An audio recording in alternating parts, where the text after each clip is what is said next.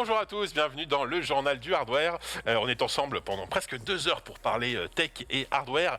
Et surtout, on a un magnifique plateau aujourd'hui, comme d'habitude, on a des anciens.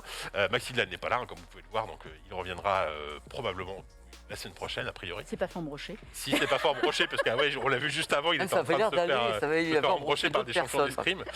Mais allez, je vais commencer par quand même celui qui fait son grand retour dans l'émission après quasiment 2 mois d'attente, 2 mois d'absence d'attente pour nous. Pépé Garcia, bonjour, comment ça va? Bonjour, ça va, tout le monde, Chrono, ma Mélinda, ça va, tout va bien? Et toi? En ce moment, t'appelles Pépé Jetlag aussi. Hein, parce que, ouais, non, mais j'essaie de combattre le jetlag depuis des années, et puis bon, là, il y a quand même 2 mois. Non, mais ça va très très bien, je suis ravi d'être là, j'ai plein de trucs, j'ai plein d'images. C'est rare que tu partes aussi longtemps, non? Bah, disons que ça fait quand même 2 ans que je. Là, disons que tu t'es bien rattrapé. Là. Et là, je me suis dit, il faut que je fasse un truc, et je suis donc resté sur place pour attendre justement ce CES. Si j'avais pas le CES, je serais rentré avant, mais je l'ai attendu. Ah oui. Et on va en parler tout à l'heure. Est-ce que ça valait le coup de l'attendre? Moi, On en parlera tout à l'heure. J'estime que avoir un salon, quand il a lieu, c'est bien d'y être. Bien sûr. Les absents ont toujours tort, donc j'étais content d'y être. Avec Donc certains LG avait tort alors. Pardon? LG avait tort alors. Alors, s'il y avait qu'LG, moi je donnais la liste. Hein. Bon, en tout cas, vous l'aurez balancer. compris, on va débriefer. On va encore débriefer le CES, mais cette fois-ci avec Pépé qui était sur place, donc il nous donnera nos impressions Ah sur là place. là là là. Des vidéos sur place. Voilà, il y aura la Je totale. vous ai tout fait. La totale de Pépé au CES, ça va être passionnant. Chrono, bonjour. Hello, comment ça va? Comment ça va? Toi, t'as ramené ton Aorus, là, je vois. J'ai ramené mon laptop avec ma 3080 dedans. Parce que je crois que on va jouer en direct sur un jeu là qui Bah, sort là je sais pas si on pourra jouer en direct, mais en tout cas on va en parler. On Ouais. va parler de God of War On va sur parler PC de God qui of sort War aujourd'hui. qui sort dans 2 heures, Et quoi, littéralement. comme toujours avec Sony, franchement comme toujours, malgré la déboire Horizon au tout début, c'est une masterclass comme on dit. C'est un portage exceptionnel et c'est le moins qu'on puisse Exactement. dire. Ce sera dans quelques minutes, juste après que j'ai présenté Mélinda qui est là aussi. Comment ça va? Bah ça va. Je vois que toi t'as des petits des smartphones. Est-ce que tu notes que pour une fois, le Bronx est du Tu veux- côté oui. de Chrono C'est vrai que et Pépé, moi? il y a. Mais non, alors moi je suis revenu, Épuré. j'ai pas de produit actuellement, moi j'ai les news, tu vois. Et pour une fois, je dirais même presque, on était à 2 doigts que ce soit Chrono qui avait mis le plus le Bronx sur ce Bah bureau. ouais, non, mais là, Ouais, c'est ça, c'est n'importe quoi. Il y a des exceptionnel. DualSense, il y a un PC Vanda qui fait du bruit. Il va faire du bruit par contre les gars, hein, je vous Oui, c'est préviens. pas grave. Là on est Mais en bon. mode full gaming, il va faire du bruit. Bon, bah écoutez, ce que je propose, c'est que justement, on parle de tout ça tout de suite avec l'actu.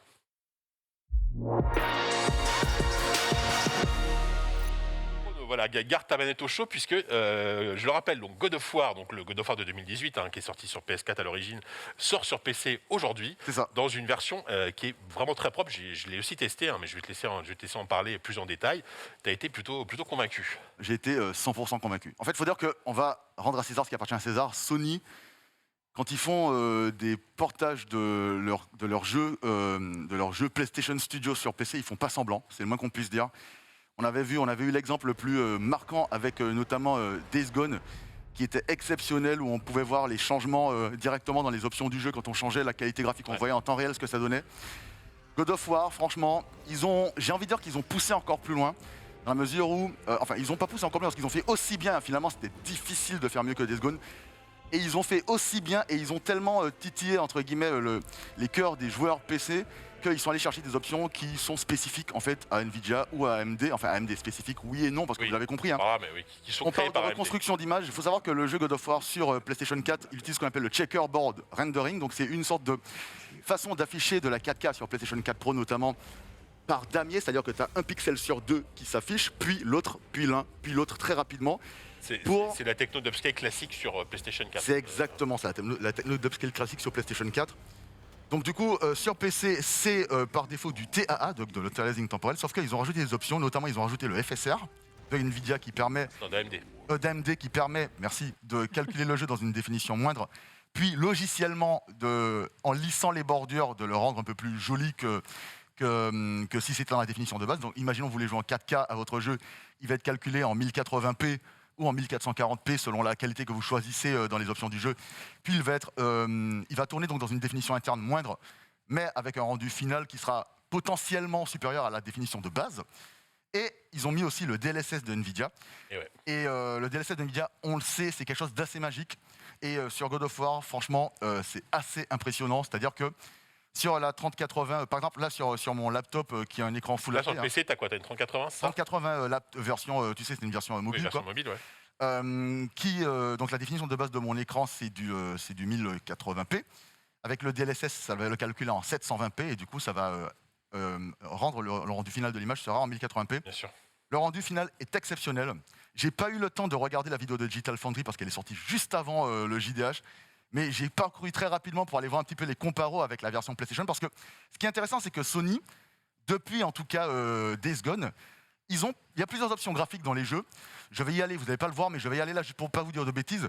Quand on va dans les options graphiques, il y a en général un mode standard, élevé, ultra, et puis parfois il y a des modes supplémentaires. Il faut savoir que le mode standard correspond, en version anglaise, c'est marqué original, donc ça correspond au setting de la PlayStation 4. Cela étant dit, et c'est un point qui est très important, God of War sur PlayStation 5 n'est pas un jeu qui a bénéficié d'une véritable mise à jour. C'est-à-dire que, je respire fort parce que j'ai... Un patch, non, quand même? Non, ça va, mais c'est le masque. Ouais. Donc en fait, c'est-à-dire que le jeu sur PlayStation 5, c'est le même jeu que sur PlayStation 4, à la différence près qu'il est en 4K plus souvent proche du natif que du checkerboard, et il tourne à 60 images par seconde, Voilà. mais c'est le même jeu. Là, tu vois, au-delà de la définition standard, par exemple, si on va sur les textures, tu as élevé et tu as ultra. Sur les reflets, tu as élevé, ultra et ultra plus, qui est encore plus élevé. Ultra plus, ça fait ultra plus, tu vois. Voilà. Les Et mecs. ce qui est bien fait, On voit le crâne de Kratos qui... ce qui est bien fait dans leur menu, c'est qu'on voit, même si c'est pas une image en mouvement, c'est pas comme dans Days Gone où tu vois vraiment, où ça devient en transparence, mais tu as une petite photo qui te montre en temps réel les changements. Juste interrompre, ce qu'on voit là, c'est Dis-moi. une vidéo qu'on a fait sur JV, un Ouais. comparo PS5 versus PC, avec un comparo sans... Voilà, comme ça vous permet de vous rendre compte un peu plus, même si là, forcément, sur le rendu, c'est en 1080p, mais ça permet de vous rendre un peu plus compte de la différence, effectivement. Donc en fait, tout ça pour dire que c'est un portage qui est fait avec des améliorations graphiques. Il y a plusieurs options supérieures à la version PlayStation de base. Ouais. En plus de ça, c'est un portage qui bénéficie de la technologie PC. Je parlais du DLSS tout à l'heure, mais il y a un autre point qui est pour moi un point qui est quand même relativement important, c'est NVIDIA Reflex qui est implémenté dans le jeu par défaut, qui fait que, en gros, ça limite, voire même ça annihile totalement la latence entre le GPU et ton retour à la manette, quoi. Ouais. Et c'est vrai que dans God of War, dans le Reflex, ils ont fait une petite vidéo qui est bien sûr, c'est une vidéo qui est volontairement exagérée pour te montrer ce que ça donne. Mais en gros, quand tu... voilà, là on va la voir. Mais en gros, quand tu appuies sur un bouton, il y a une toute petite latence. Moi souvent, moi c'est vrai que je suis un joueur entre guillemets du réflexe. Moi j'ai joué beaucoup à Ninja Gaiden, ce genre de jeu. Et c'est vrai que tu peux avoir tendance à appuyer vraiment au dernier moment pour essayer de faire des comptes et des trucs dans le genre. Et tu vois, regarde, là il appuie au même moment sur les deux. Ouais. Il y en a un qui a touché, l'autre qui n'a pas touché. Et c'est vrai que j'ai dû jouer, je sais pas, 8-9 heures depuis que j'ai le jeu sur PC. Et effectivement, j'ai beaucoup moins pesté sur le fait que je me suis dit, bah attends, d'où j'ai été touché là, tu vois.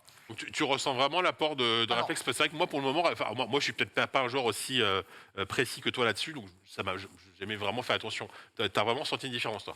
Alors, j'ai senti une différence dans la globalité 100%. C'est-à-dire que, après, mes souvenirs datent de l'époque PlayStation 4, parce que moi, j'ai pas refait le jeu sur PlayStation 5. Cela étant Bon, dit, 30 FPS. oui, c'est ça. Donc déjà, avec les FPS en moins, tu as quand même moins de réactivité par défaut.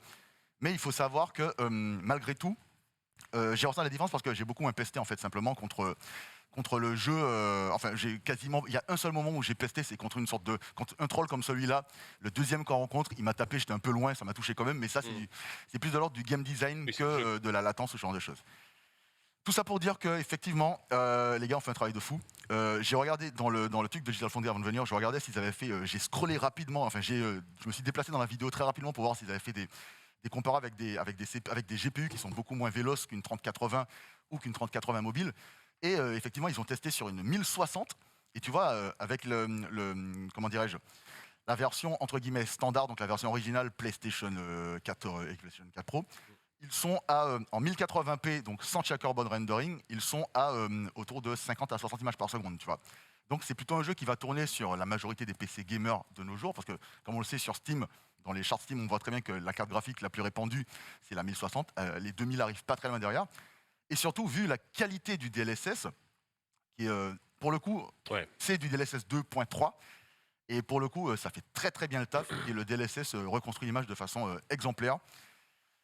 Et je sais pas ce que je peux rajouter d'autre. Ah oui, une citation d'un certain Maxildan, à qui j'ai dit, écoute mec, t'as testé le jeu, donc j'aimerais savoir ce que t'en penses. Il m'a répondu, je cite, ouvrez les guillemets, c'est irréprochable, fermez les guillemets. Voilà. C'est lui qui a dit ça? C'est lui qui a dit ça. Max le dit. Je refuse de. C'est un verbatim. Il faut un verbatim. Là, voilà, Mélinda peut témoigner. C'est marqué ou pas? Ouais. Voilà, bon. C'est très bien. Et oui, je confirme. Et donc, tout ça, ce que je veux dire, au final, c'est que, au-delà de. Enfin, C'est un grand jeu, God of War. Ça, je pense que tout le monde sera d'accord là-dessus. Oui, le jeu. Ceux qui n'ont pas eu l'occasion. On précise, c'est le jeu de base. Il n'y a pas de DLC en plus. Il n'y a pas rien de contenu plus, en c'est plus. la Non, version de C'est le base. même Le jeu de contenu, base. puisque déjà, si vous Il y occupez a, bien pendant 30, je 40, me suis rendu 50 compte heures. quand j'ai lancé le jeu qu'il y avait tu sais, des armures ou des machins, en tout cas par défaut. Dès le début, tu as quelques armures Ouais, peut-être des bonus activés. qui sont débloqués. Après, j'ai fait le jeu à la sortie à l'époque, donc il doit y avoir eu peut-être du contenu qui a été rajouté à gauche C'est à droite, je ne sais pas. Et si vous n'avez pas fait God of War, que vous n'avez pas de console PlayStation, que vous avez un PC, même selon leurs recommandations en low, ils disent une 960, je crois.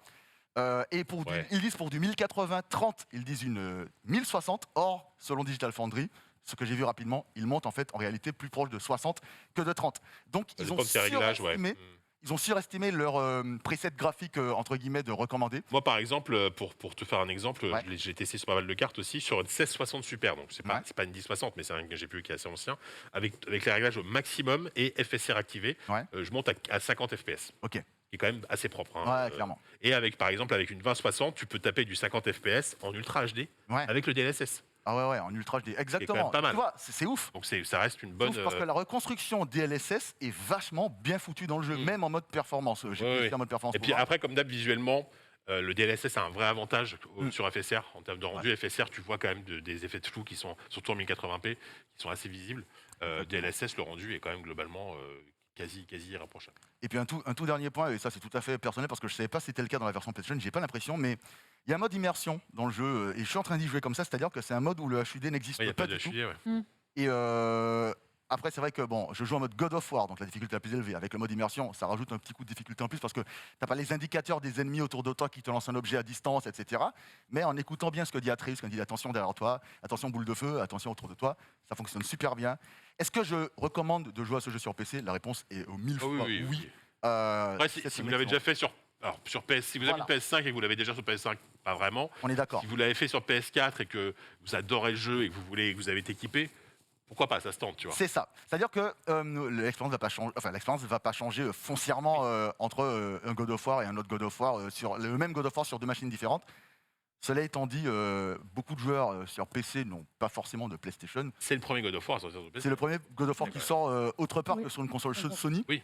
Et pas n'importe quel God of War, c'est quand même le jeu de l'année 2018 et c'est une petite claque 20 sur 20 globale. sur jeuxvideo.com, je le rappelle. 20 sur 20 sur JV. Et comme il y a beaucoup de gens qui se demandent dans le chat, vous pouvez le faire sans avoir fait les autres God of War. Il y a des références qui vont vous échapper, mais en termes d'histoire, c'est... Ça ne change rien. Non, vous pouvez vous lancer dessus. De toute façon, Sony, ils ont été, entre guillemets, je pense qu'ils ont réfléchi. S'il devait y avoir des choses qui sont, entre guillemets, si c'était éliminatoire de ne pas avoir fait les anciens, ils auraient sorti la compile. Peut-être que ça sortira un jour. Mais en attendant, là, vous pouvez vous lancer. Le jeu sort aujourd'hui, je crois qu'il coûte 50 € par défaut sur Steam et Epic. Toutes les manettes sont prises en charge en natif. Yes. Il faut savoir que quand vous branchez une DualSense, d'ailleurs, on a ici la nouvelle DualSense de couleur rose. Rose et rouge. Ça, c'est la rouge qui était déjà sortie.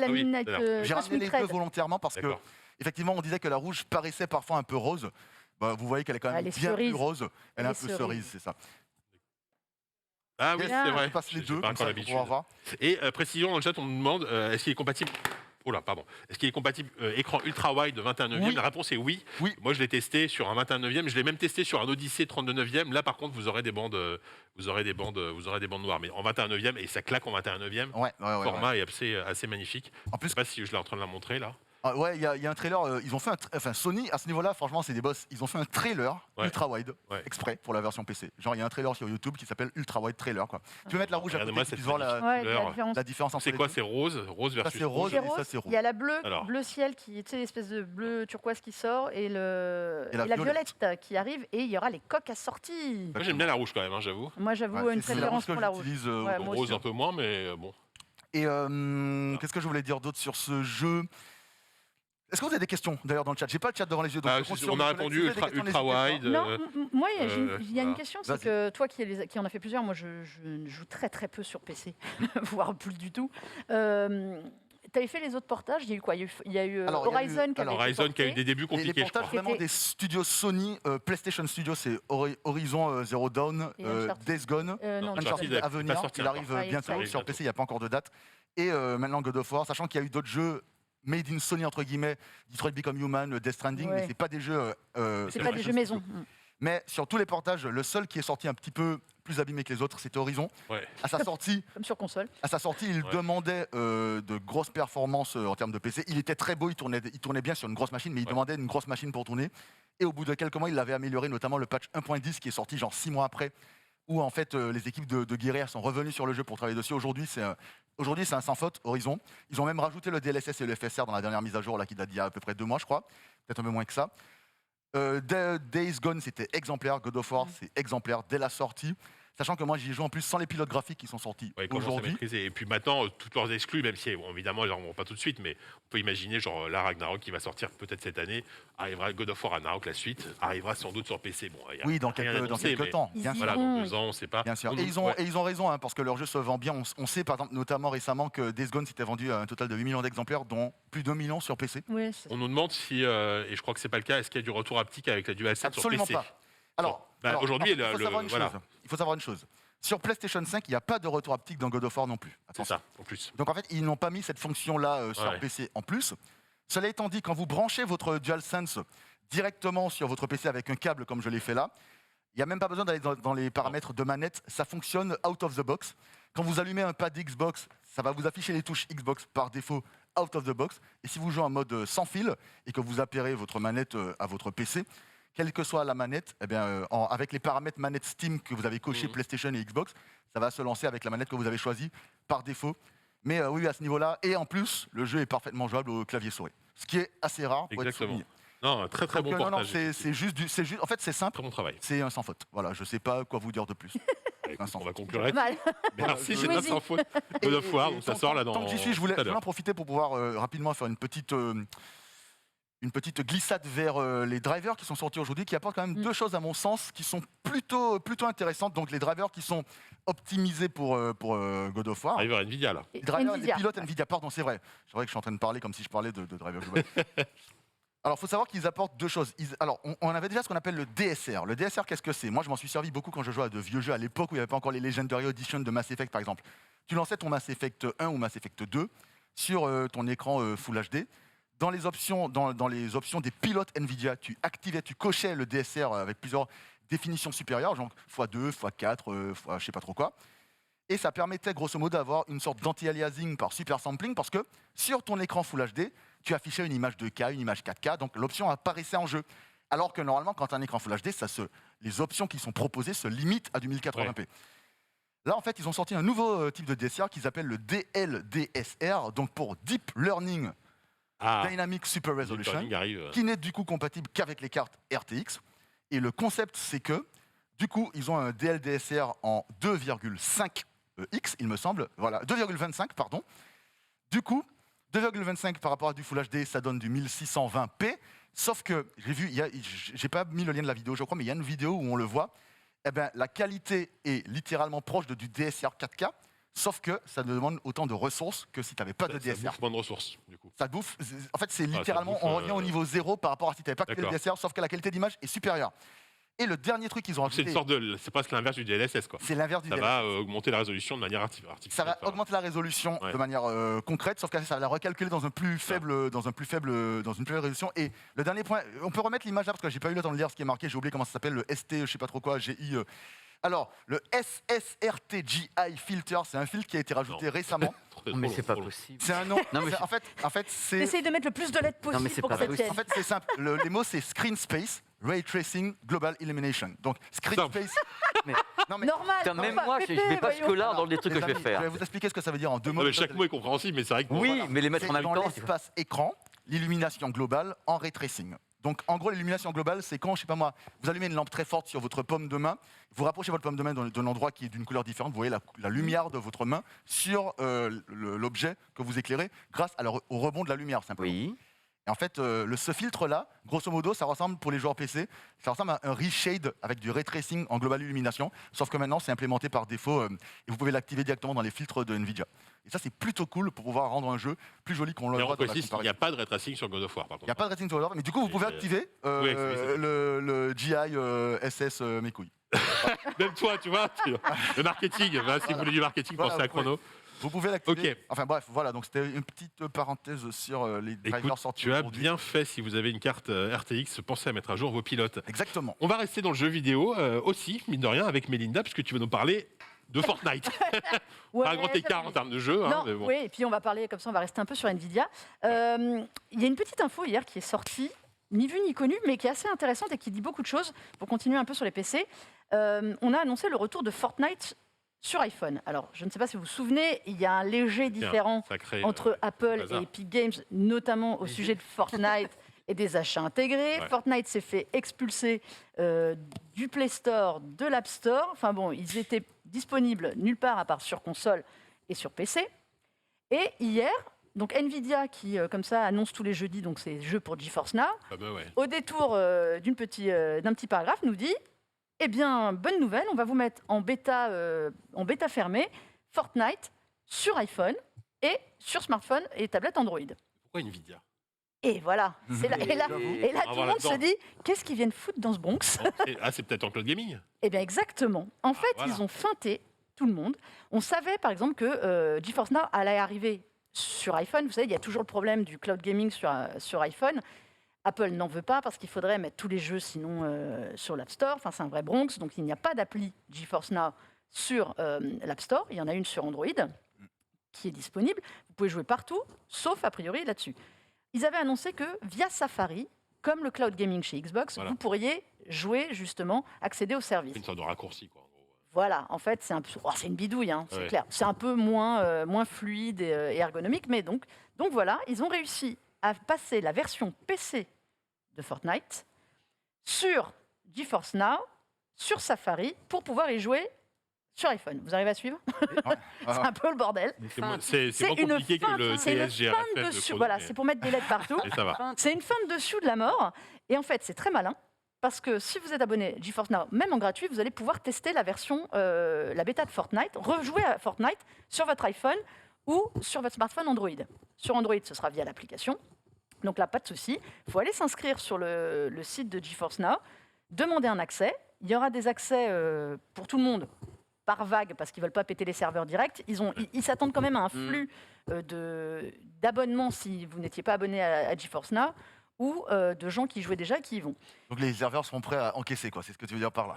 Moyennement, visiblement, comme ils annoncent déjà que tout le monde n'ira pas en même temps à partir de la semaine prochaine, c'est intéressant. Évidemment, si vous êtes abonné prioritaire ou si vous êtes abonné à la dernière offre RTX 3080 dont on avait parlé, vous êtes prioritaire sur l'accès, vous pouvez jouer plus longtemps à Fortnite. C'est très très content. C'est intéressant. En fait, pourquoi je vous parle de ça ? Parce qu'en fait, je trouve ça hyper intéressant sur une chose.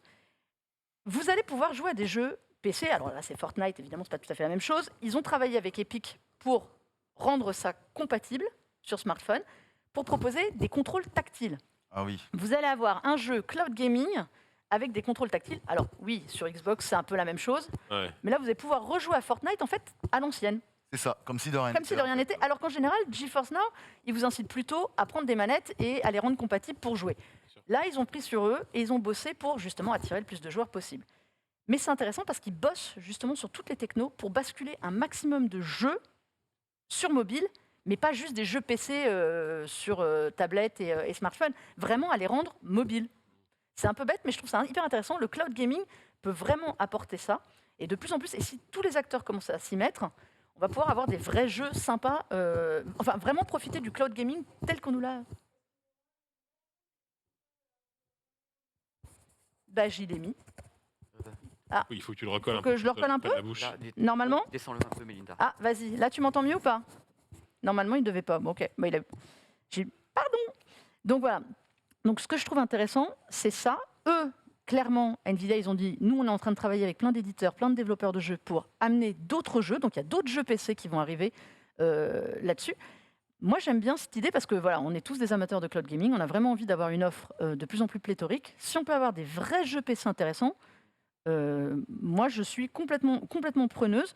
Si en plus, alors, on rappelle sur GeForce Now, il faut avoir les jeux dans son catalogue Steam, Epic ou quoi que ce soit. C'est pas comme l'offre de Xbox, mais Enfin, je sais pas. Si vous pouvez jouer. Non, mais par exemple, tu vois, oui, God of War, par exemple, que tu as sur Steam, tu peux le basculer sur GeForce Now, jouer partout. Il est dans le catalogue. Aujourd'hui, il n'est pas dans le catalogue. Après, comme c'est un jeu Sony. Quand il sera au catalogue, non, mais voilà, exemple, à terme. Bon, alors Sony travaille sur des jeux mobiles. Sony travaille aussi sur des déclinaisons mobiles, donc là-dessus, c'est pas forcément gagné encore. Mais voilà, je trouve qu'il y a du bon, je trouve que c'est un move qui est intéressant, au-delà du fait que Nvidia va se faire une pub de la mort en proposant, Fortnite. Est-ce que c'est la première autant une opération de com que... C'est la première fois qu'il y a ce genre de feinte. En tout cas, autour de Fortnite, c'est la première fois. C'est super malin à la base. Oui, alors honnêtement, quand ils avaient annoncé il y a quelques mois, souvenez-vous que GeForce Now allait revenir sur iPhone et iPad par le biais de Safari, et sachant que Fortnite était dans le catalogue des free-to-play de GeForce Now, on avait un peu vu le truc venir. On ne savait pas quand, mais on savait. Il y a plein de jeux gratuits en fait sur GeForce Now qui sont accessibles. Mais je trouve que c'est le côté, on vous met un jeu, on l'adapte, parce que c'est la version PC en fait, avec des contrôles tactiles. C'est ça que je trouve intéressant, c'est le fait de vraiment jouer la carte du mobile, de la version mobile. On va voir si derrière, eux, ils ont annoncé d'autres jeux. On verra ce que c'est. Si c'est pour jouer à PUBG ou des trucs comme ça, j'avoue que moi, ça ne va pas me vendre du rêve, mais... PUBG, bon... Non, mais tu vois, si c'est que pour jouer à des free-to-play comme ça, bon. Mais voilà. Donc, c'était la petite info que j'ai trouvée intéressante. Move intéressant de la part extrêmement intéressant. Nvidia. Très bien, on va enchaîner. On va s'éloigner un petit peu du jeu vidéo. On va revenir à Chrono, puisque tu vas nous parler de Tesla. Et on peut payer en Dogecoin, comme c'est quoi Dogecoin. Dogecoin. Je ne sais pas comment ça se prononce. Dogecoin. On va faire à la française, n'est-ce pas? C'est quoi il faut savoir que le Dogecoin, c'est une crypto-monnaie. Je crois, il me semble. Une crypto-monnaie, je pense. En tout cas, déjà, ça, on est bon. Voilà, m'agressez pas si c'est pas exactement ça, mais d'après ce que j'ai compris, c'est une crypto-monnaie. Moi, je suis pas un crypto amateur ou ce genre de choses, donc Maxildan en parlait beaucoup mieux que moi, mais je me suis dit un petit clin d'œil à Maxildan qui est en train de se faire embrocher, pourquoi pas. Il est pas mort, il a survécu. On devrait savoir. Normalement, on devrait savoir, on le verra après. En fait, faut savoir que mi-décembre, Elon Musk avait annoncé qu'il serait bientôt possible de payer certains trucs chez Tesla en Dogecoin. Oui. Eh ben, la news du jour, c'est que c'est désormais possible. En Doge. Voilà, allez, suivante. Voilà. Vous pouvez payer une Tesla en Doge. Moi, j'aime bien l'idée. Justement, il y a une petite fin, c'est quoi? Tu peux pas acheter une Tesla en Dogecoin. Tu peux acheter du merch. Melinda avait parlé la dernière fois du sifflet. Tous les trucs, le sifflet, la lingette de Tesla, quoi, en fait. C'est ça, exactement. Le sifflet à 500 balles, à 50 balles. Il y a notamment, j'ai vu qu'il y avait, vous savez, il y a le Cybertruck pour enfants. Oui. Tu vois, il y a une sorte de Cybertruck de Tesla, tu vois, le gros véhicule. Là, on en avait parlé. Ils ont une version pour gamins, en fait. Genre, ton enfant, tu lui achètes une Cybertruck miniature. Et puis il roule dedans. Mais si, tu pouvais déjà une Tesla Mini. Et en fait, c'est des escrocs parce que le truck qu'on attend, c'est un vrai truck. Là, c'est une moto. On dirait la Batmobile de Batman, mais des versions Nolan. Est-ce que vous vous souvenez quand ils avaient présenté un truck, ils avaient mis une espèce de moto à l'arrière sur la vidéo? Oui, je me rappelle. Tu te souviens de ça? En fait, on s'était tous demandé ce que c'était, c'est ça. C'est des escrocs. C'est le Cyberquad, exactement. Ce que j'ai vu, j'ai pas vu une info passer sur le Cybertruck qui donne plus de date de disponibilité. Non, ils ont enlevé la date. Il y a deux Arlésiennes chez Tesla. Il y a le Cybertruck et puis il y a la Roadster qui a été présentée il y a 4 ans. Plus de date. Ah ouais, pas loin. Là, on n'en a plus entendu parler depuis mal de temps. Bon, c'est vrai que les 2 dernières années étaient un petit peu complexes. Voilà, c'est pas comme s'il y avait des crises de composants. Il y a peut-être des peux priorités à donner. Il y a des priorités, mais en tout cas, ce qui est drôle, enfin, ça vous le savez sûrement, vous, nos JDH choses sûres. JDH choses sûres. Ils sont informés chez nous. On vient nous, à 2 livres, ça nous tombe aussi dans le chat en 2 secondes. Tout ça pour dire qu'en fait, c'est vrai que Elon Musk, il a tendance à s'amuser des crypto-monnaies assez facilement et à faire changer le sens du vent. Cours. Lui, en un tweet. Non, mais en un tweet. Et c'est vrai que ça fait quoi? Ça fait genre peut-être un an et demi qu'il parle de Dogecoin alors que la monnaie existe depuis une dizaine d'années, je crois. Ah ouais? Ouais, t'imagines? Mais il avait eu des problèmes, d'ailleurs. Exactement. Il avait eu des problèmes au niveau de la bourse, de l'agent de la bourse américaine, parce qu'il faisait tellement fluctuer le marché sur une annonce. Et quand il avait annoncé vous allez pouvoir acheter vos Tesla en Bitcoin et compagnie, là, il y a eu un warning à Wall Street total. C'est extraordinaire parce que quand il dit un truc, il met le feu à tout. Et c'est pour ça que quand il dit rien, je trouve ça d'autant plus intéressant et intriguant quand tu dis par exemple les modèles qu'on attend, il n'en parle pas. C'est que ça doit vraiment puer. Je suis désolée de vous le dire. Bon, tu sais, le modèle 3, on l'a attendu longtemps aussi. Ouais, mais Il avait annoncé une sortie en 2016, je crois, à la base. il y revenait, et puis, bon, après, les réseaux sociaux n'étaient pas autant son canal de diffusion qu'aujourd'hui, mais quand il parle pas des trucs, vu qu'il parle à peu près tout le temps et toutes les heures, de tout et n'importe quoi. On se doute qu'il y a... En tout cas, si vous avez des Dogecoin, vous ne pourrez pas acheter une Tesla, mais vous pouvez acheter une une chiffonnette pour nettoyer le pare-brise. Par exemple. Et puis il y avait un petit truc que j'ai vu passer très rapidement, c'est que l'État de Californie, qui est l'un des États où le full self-driving, donc la conduite autonome, est le plus permis, entre guillemets, ils avaient mis un petit warning au système de full self-driving de Tesla, parce que apparemment, les conducteurs feraient n'importe quoi, et il y a des vidéos qui sont sorties et qui montreraient des comportements un peu nauséabonds. Ils sont en train de binger Netflix pendant que... Je sais pas trop, mais peut-être. Ou faire des films pornographiques. Moi, j'ai vu un truc comme ça. Ah oui, d'accord. Moi, j'étais dans l'innocence. Il y a des trucs, c'est n'importe quoi. Les gens, ils faisaient leurs films à l'intérieur. Par contre, étant donné que j'ai quand même passé un mois et demi sur place, il y a quand même un truc qui est super incroyable, c'est quand tu te balades à Los Angeles ou dans le coin, Ventura, Malibu et autres, c'est le nombre de Tesla et pas le modèle bas de gamme. Hein. Ah ben non. Moi, je connais pas tous les modèles, celui avec les portes comme ça, il y en a, mais alors tu tapes dans une poubelle, il y en a 15 qui sortent. Tu dis mais quand tu sors, quand tu sais quel est le tarif de ce truc-là, c'est déjà quand même extraordinaire. C'est à Malibu. Extraordinaire. Sur l'autoroute, t'es sur l'autoroute. Et tu te fais doubler par des Tesla de partout. Alors c'est vrai que les mecs sont en dilettante complète, je peux confirmer. C'est de la dilettante complète.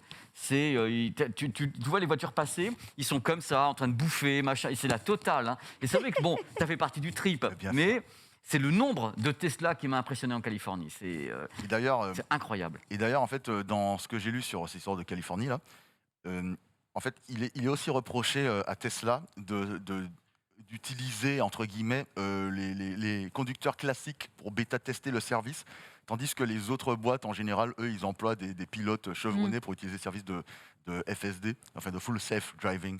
Donc voilà, c'était le petit, en passant, une petite news bonus. Allez, ok. Et en même temps, je vais rajouter un petit peu, c'est la taille des endroits où il y a le supercharger. C'est l'endroit où toutes les Tesla se retrouvent. Enfin, quand tu as des grandes distances, par exemple, quand tu fais Los Angeles, Las Vegas, tu dois essayer de repérer, parce qu'en plus, tu as l'application pour dire à quel endroit t'arrêter. Et quand tu t'arrêtes, parce que j'ai eu la chance de le faire, tu vois une sorte de... C'est gigantesque. Et tu as toutes les Tesla à la queue leu qui sont en train de se... C'est pas de la science-fiction quand tu vois le truc. Ouais. Donc, le même type de véhicule, ou avec les mêmes trucs. Et tu t'arrêtes là, tu dis, waouh, c'est... Et on est en plein milieu du désert. Et tu te dis, c'est fou. C'est ouf. Vraiment. Et du coup, tu peux pas faire Los Angeles-Vegas avec une seule charge. Non. Donc du coup, c'est quand même un peu relou. Il y a 450 km. Tu fais c'est 300 miles. Peut-être avec une modèle. En général, à partir de 250, 280, ça commence à être difficile avec les Tesla. Donc, de toute façon, n'importe comment, tu as l'application, tu gères ton trajet. C'est un truc qui m'a toujours un petit peu, parce que j'étais avec des amis justement qui avaient celle qui... Oh là là, c'est Star Wars. Et le truc, c'est qu'ils sont partis et ils avaient vraiment un trajet où ils savaient où s'arrêter au supercharger et autres. Et moi, je trouve ça quelque part... je trouve ça bien parce que le véhicule est magnifique, mais en même temps, eux, ils disent que c'est bien parce que comme ça, tous les 3h, 3h30, ils s'arrêtent. Moi, je continue à penser que ça rallonge le trajet un petit peu. C'est combien de temps la recharge nécessaire ? Eux, ça peut être entre 45 et 1 minute et 1h10. Ah, quand même, hein. Donc ça dépend du chargeur sur lequel tu tombes. Et encore, je crois que Tesla, ils sont plutôt pas mal à ce niveau-là. Oui, ils sont très bien. J'ai lu un thread il y en a à 35 minutes. Qui avait été relayé par ce cher Daz qu'on embrasse sur un gars qui avait loué une électrique à Europcar, pour ne pas leur faire de pub. Il avait loué une électrique, je sais plus de quel... 2 jours pour la recharger. Non, mais mec, attends, il avait marqué, donc il lui restait genre, je sais pas moi, 50 km, donc il était vraiment dans le rouge. Dégoûté. Et en fait, il a dû charger, c'était genre, ça lui a affiché 7 heures pour la charge complète, quoi. Oh là là. Ça rallonge légèrement. C'est pas les plus mal lotis. Non, ça se fait assez rapidement. Enfin, ok. C'est relatif. Allez, on va enchaîner parce qu'on va prendre un peu de retard parce qu'on a quand même des gros sujets après. Absolument. On va revenir à Mélinda. Mélinda qui a un smartphone avec des... C'est quoi ces cheveux jaunes là ? Wow, c'est quelque chose mon préféré. Est-ce qu'on va pas parler à des gens là dans le chat ? Regardez-moi ça. Regardez ça comme c'est beau. Tac. Il y en a partout. Oui, eh bien, je vais vous parler d'un phénomène qu'on voit de plus en plus, qui est les collaborations entre les marques de smartphones et d'autres marques. Alors, pendant très très longtemps, regardez, je vous montre l'intérieur. Tiens, montre l'intérieur. Ouais, comme c'est beau à la caméra. Après, on va voir. Pendant très longtemps, quand vous lanciez un smartphone, ce qui était important, c'est de faire un partenariat avec une marque un peu hype. un truc extrêmement classe pour montrer que vous étiez un produit vraiment premium. Donc on a eu Dragon Ball, en cas où voilà. on l'a pas connu. On l'a pas cité, mais bon. Excusez-moi, j'ai oublié de vous le dire, ceci est On l'a Dragon pas Ball. cité. Voilà. Et où il fallait faire des partenariats avec des marques extrêmement premium pour montrer que votre smartphone, autre que l'iPhone, était quelque chose d'hyper classe. Après, il a fallu faire des partenariats avec des marques de Formule 1, souvenez-vous. On a vu le OnePlus McLaren. Il y a eu Porsche aussi qui a fait... Il y a eu du Huawei Porsche. Voilà, Huawei Porsche. Oppo est avec Lamborghini. Ouais. Et là, l'idée, c'était de montrer qu'il y en avait sous la musculature et les smartphones étaient ultra puissants, ultra rapides, tout ce que vous vouliez. C'était des bêtes de compétition, d'où la F1. Aujourd'hui, désormais, il faut montrer qu'on est hyper cool, hyper fun, qu'on est limite on est geek, on est dans l'imagerie de la pop culture. Donc, qu'est-ce qu'on fait? On va s'associer avec des partenaires. Donc, c'est Samsung et son Galaxy S20 FE qui était fait avec BTS, par exemple, avec le groupe de K-pop. C'est OnePlus qui est allé faire avec Cyberpunk. Ah oui, avec Cyberpunk. Il y a eu Pac-Man aussi. Voilà, il y a Pac-Man que je vous avais montré aussi.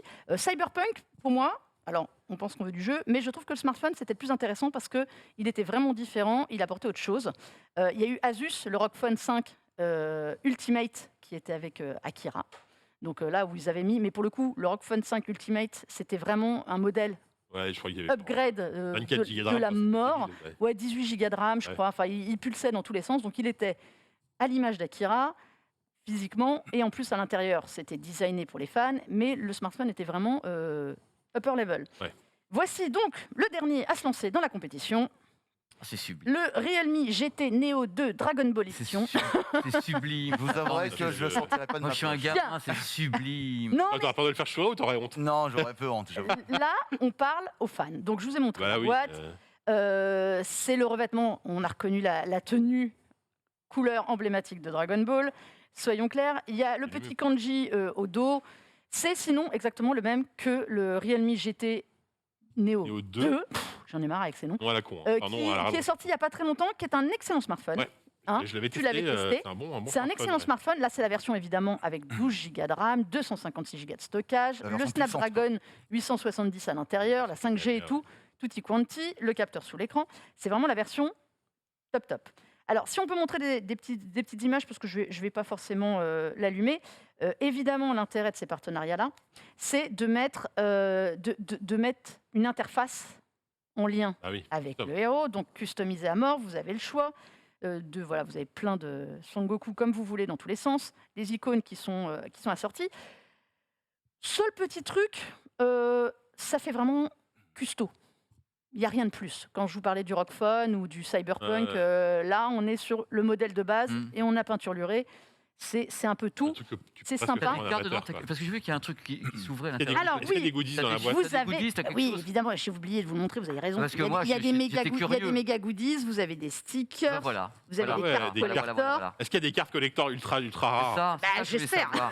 Je ne sais pas si ce sont les mêmes pour tout le monde. C'est le seul truc. Tiens, tu veux montrer aussi? T'es fan de Dragon Ball? Regarde, voilà. Vous avez des méga toute l'imagerie, quoi. Je veux dire, c'est absolument dingue. Je pense que ça parle. Je pense que ça parle. Là-dessus, ils vont chercher les nostalgiques. Et on te montre en plus un smartphone qui est un bon smartphone. Très bien. Milieu de gamme plus. Il était sorti à 469 € en France. Ce modèle-là, je pense peut-être un peu plus cette version-là. Un peu plus, moi. Cette version-là, un petit peu plus. Le 469, c'est le basique. Là, il est en Chine, parce que pour le moment, il n'est disponible qu'en Chine, c'est ça. Il n'est pas prévu pour la France, on vous le montre, mais il n'est pas prévu pour la France pour le moment, comme toujours. Il est sorti en Chine, là, équivalent 420 €. Je pense que tu vois, ils nous l'ont envoyé et tout, c'est aussi pour tester. Évidemment, c'est pour voir si ça vous plaît ou pas. Si ça plaît aux gens. L'intérêt, c'est de vous montrer si ça plaît ou pas. Sortira peut-être en France. D'ailleurs, est-ce que dans le chat, ça vous intéresse? La popularité de Dragon Ball et du manga en France, ils auraient tout intérêt à sortir. Mais c'est clair. Alors, le Pac-Man était rigolo, par exemple, parce que je dois avoir des... Ça se moque un peu dans le chat, quand même. Mais oui, c'est clair. Je dois avoir des images du Pac-Man. Alors, le Pac-Man, c'est pareil. C'était le OnePlus 9. Mais le grand intérêt, c'était vraiment... Tu veux regarder, Pépé? Tiens. Est-ce que le chargeur est custo Dragon Ball, on nous demande? Non, le seul truc qui est custo, c'est le... Alors non, puis en plus, il y a une coque pas belle. Voilà, et franchement, quand vous sortez un smartphone comme ça... Ah oui, c'est la coque. Bah oui, c'est... Vous mettez ça... Non, quel intérêt? Là, honnêtement, je dis faute de goût. Là, je Oui, dis ça a faute de aucun goût, je suis intérêt. désolée de vous le dire. Ah bah à ce moment-là, t'achètes le modèle normal, quoi, tu vois. Non, mais voilà, c'est dommage. Je trouve ça dommage. Oui, oui. Tu vois, bon, alors après, il y a plein de gens qui n'aiment pas les coques. Non, la clé pour sortir la carte SIM est custo. Ok. Le truc que tu sors une fois et que tu perds. C'est ça. Écoute, why not, hein? Pourquoi pas, j'ai envie de vous dire. Ah bah, voilà. Voilà, bah super, voilà. L'interface, c'est joli. Si vous êtes fan de Dragon Ball, honnêtement, Ah, c'est marqué en chinois. si vous êtes fan, c'est intéressant, je comprends. Mais par exemple, le OnePlus Pac-Man, qui s'était mis le dos phosphorescent, Oui. tu te souviens, où ça faisait un labyrinthe. Ah, ça, c'est D'ailleurs, super. une petite photo qui traîne, je pense, on doit avoir ça, j'avais dû mettre ça, Du OnePlus où tu avais en plus un jeu inédit à l'intérieur, tu avais des petits trucs. Là, il n'y a rien, même sur les effets Il y a sonores, pas a le jeu priori, il Dragon n'y a Ball, là, je rien. sais plus comment il s'appelle, le jeu mobile Dragon Ball. Là. Ben non, il n'y a pas de bruit, c'est un peu dommage. Mais bon, T'as presque l'impression. voilà, regarde, tu vois, ça au moins c'est le dos de ton OnePlus Pac-Man. Ouais, t'as plus presque rigolo. l'impression que du coup, si tu prends une ROM custom de ton smartphone que tu peux installer, tout ça dedans. Tu le repeins derrière, tu peux faire ni vu ni ça, connu. oui, Ouais. c'est clair, bon, voilà. Mais bon, voilà. Alors, si vous voulez rigoler, parce que la custo c'est marrant, est-ce que ça incite à acheter un iPhone ou un iPhone, enfin un smartphone ou un iPhone ou quoi que ce soit. Je dis iPhone parce que c'est souvent ceux qui sont les plus souvent customisés. Mais est-ce que une édition limitée comme ça vous incite à acheter ou pas? Mon Pépé, apparemment. À moi, oui. Pépé, Ah, oui. Sérieux Clairement, Dragon Ball, mais oui. je suis un gamin. Donc, comme je suis un gamin, sincèrement, ça. Après, c'est quand tu collectionnes, pourquoi pas, mais est-ce que tu vas t'en Oui, mais il servir faut au que le quotidien smartphone tu soit vois bon, c'est à la base. Celui qui est bon, Oui, Celui-ci c'est un est bon. smartphone, Voilà. pour le Oui. coup. Comme il est bon, ça m'inciterait. Exactement. Et puis le jour où t'en as marre de ce look, tu mets la coque. Ouais, Comme tu ça, mets t'es la coque, tranquille. ni Ah non, vu ni mais connu. il est classe. Mais quand même. voilà, ça, franchement, j'ai vu des partenariats plus moches. hein. Ah, il est classe. Oh, C'est rigolo. Moi, je suis pas fan de Ah, Dragon c'est Ball, mais cohérent avec c'est moi, rigolo. Moi, je suis fan de Dragon Ball, mais Et toi, non? je t'avoue, c'est plutôt non. Ouais. C'est too much peut-être pour toi. C'est non un petit peu trop. Ah, Ah, oui, jamais too much. Moi. Le mot n'existe pas chez moi, donc je suis fan. Moi. Ouais, sur le chat, ils sont pas chauds, hein, globalement. Ah, C'est vrai malheureusement. Bon, alors le chat, c'est pas grave. J'ai d'autres smartphones pour vous, si vous voulez, des smartphones pour vous distinguer. Vas-y. Et alors là, je vous ai fait un petit florilège de n'importe quoi. Si vous avez un peu de sous. Vas-y. Parce que c'est aussi ça souvent Ouais, le ouais, problème. Là, ils sont Parce que- pas à 400 euros. Parce que vous avez... T'as déjà regardé Non, même pas.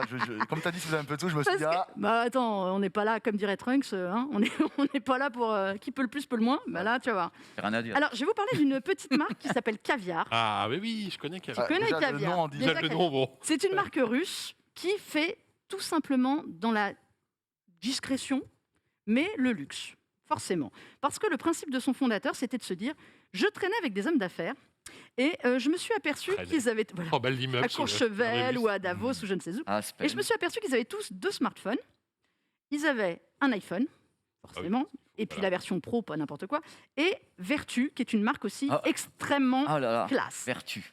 Alors là, il s'est dit, mon Dieu, mes 2 smartphones, ça ne sert absolument à rien. Autant mettre tout en un et se faire des petits smartphones, très bien. Donc lui, son délire, c'est de transformer votre téléphone Ah oui. en ajoutant des diamants, de l'or massif, Ah. Ouais, du mais- titane et même, c'est pas Dragon des Ball. météorites. Et comme il n'est pas Des bête et météorites. qu'il pense à tout le monde, il fait ou des coques, pour ceux qui veulent quand même garder leur Oui, voilà. smartphone Ouais, de peut-être base, un peu moins cher, du coup. voilà, ou clairement des smartphones qui sont intégralement faits en nouveauté, il les refait. C'est des iPhones, non, c'est des. Alors c'est Android. beaucoup d'iPhone parce que tu vois la population Ah, à donc qui il il est parle. custom, ouais, d'accord. Il est custom, mais il fait des coques. Tu as le choix entre les coques Ouais. ou carrément Acheter le les produit. t'as- Donc, évidemment, tout ça a un prix, mais c'est pas le plus cher. Alors, Lui, c'est de 6 800 $ à 18 000. Attends, Oh là c'est là le là prix là. du smartphone, ça Ouais, Ok, d'accord. voilà. Je vous rappelle, hein, si vous trouvez que les iPhones sont un petit peu chers, Oui, c'est c'est à relativisé, voilà. 1 500 €. Voilà, donc vous pouvez avoir ça tranquille. Sinon, Et best-seller, tu vois, le mec. ah mais non, mais tu vois, regarde. Enfin, là, il y a du choix. Et alors, il fait aussi des trucs très très drôles, c'est qu'il s'amuse à mettre des morceaux, parfois de tissus qu'il récupère ou d'éléments ayant appartenu à des gens. Par exemple, il y a un iPhone Steve Jobs. Il a récupéré une signature. Je ne sais pas comment il a fait ça, et donc il l'a Il fait collé des sur. patchwork. Il fait du patchwork. du patchwork, du le mec, patchwork à avec 10 000 des trucs balles. à 6000 boules, quoi. On parlait de vertu. Là, je vais vous montrer des smartphones qui ont été à leur époque parmi les plus chers du monde. Là, on part Il dans n'y a pas ça. eu un Fold qui était une édition Fold qui était. Il y a eu- qui il y était a eu- hors de il y a eu prix. Pablo Escobar, il y a eu Non, le il y a Fold eu- Si, de il y a eu Escobar. Pablo Escobar, mais pour le coup, c'était un Qui est une vrai. arnaque, surtout. L'arnaque C'était un Escobar. vrai Puis escroc ça, pour le j'avais été coup. vendu vraiment. Regarde. Non, c'est- Donc, je vais vous parler Jamais remis, moi. c'est un coup de pub. du Vertu, le Vertu signature Cobra. Cobra. D'accord. Alors, Rien à voir avec le dessin animé, enfin l'animé japonais. Non, regarde. Oh là là, mais c'est d'un goût. Je vais m'évanouir. Mais c'est dégueulasse. Mais non, mais vous avez aucun Mais c'est même pas style. C'est un Nokia 3310. Oh là là. Dégueulasse, c'est dégueulasse. Oh, j'ai des Vous renvois. n'avez aucun style. Donc voilà, ceci vaut la modique somme de 310 000 $.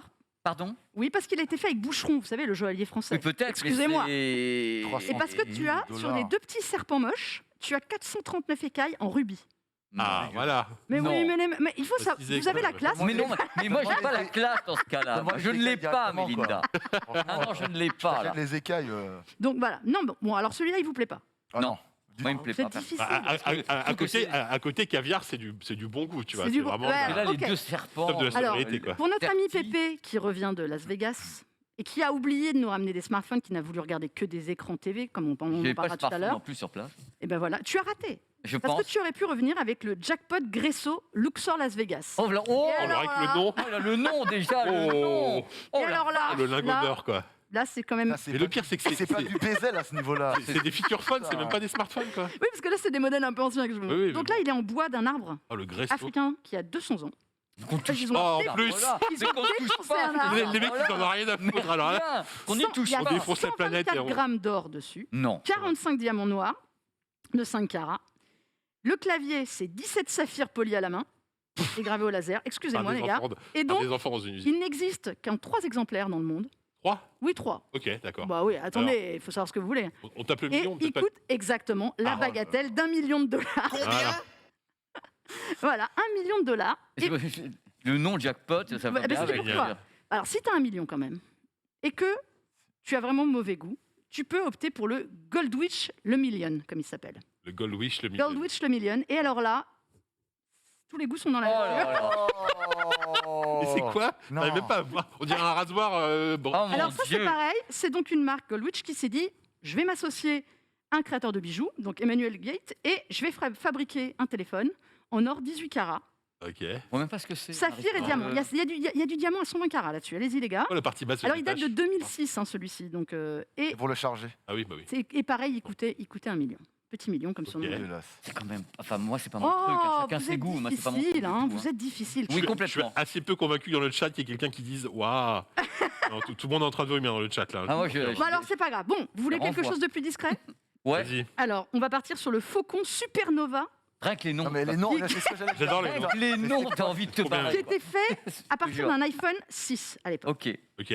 Donc, il s'appelle, son vrai nom, c'est le Falcon Supernova iPhone 6 Pink Diamond. Ça va encore. C'est celui qui est au, Ouais, là, qui est- ça va qui est encore. au, Ça au va. milieu, paradoxalement. Il est composé de platine, or 24 carats, Ok. or rose, évidemment, comme vous pouvez le voir au dos. Non, ça doit être celui de droite, plutôt sur la photo d'ailleurs, excusez-moi. Il coûtait, parce que pour le diamant qui est au dos, forcément, vous... Attends, le diamant, il est. Il est où le diamant? Et au dos, vous voyez pas le truc qui Ouais, est ouais, au je dos? vois, mais il est. En fait, il est en or tout le smartphone, et au dos, vous avez un diamant Qui est incrusté D'accord. dans. incrusté, un petit diamant incrusté. Et donc, celui-ci valait la bagatelle de 48 millions de dollars. Pardon? 48 millions. Oui, bah oui, Mais bah attends, oui. 48 millions. Mais oui, 48 millions, Mais qui va because, acheter ça? because le Réfléchir. diamant, les amis. Mais évidemment, si vous aviez un peu moins de sous, vous avez vu, il y avait 3 modèles. Ouais. Je pouvais vous proposer la petite déclinaison bleue, enfin déjà la orange à 42 millions.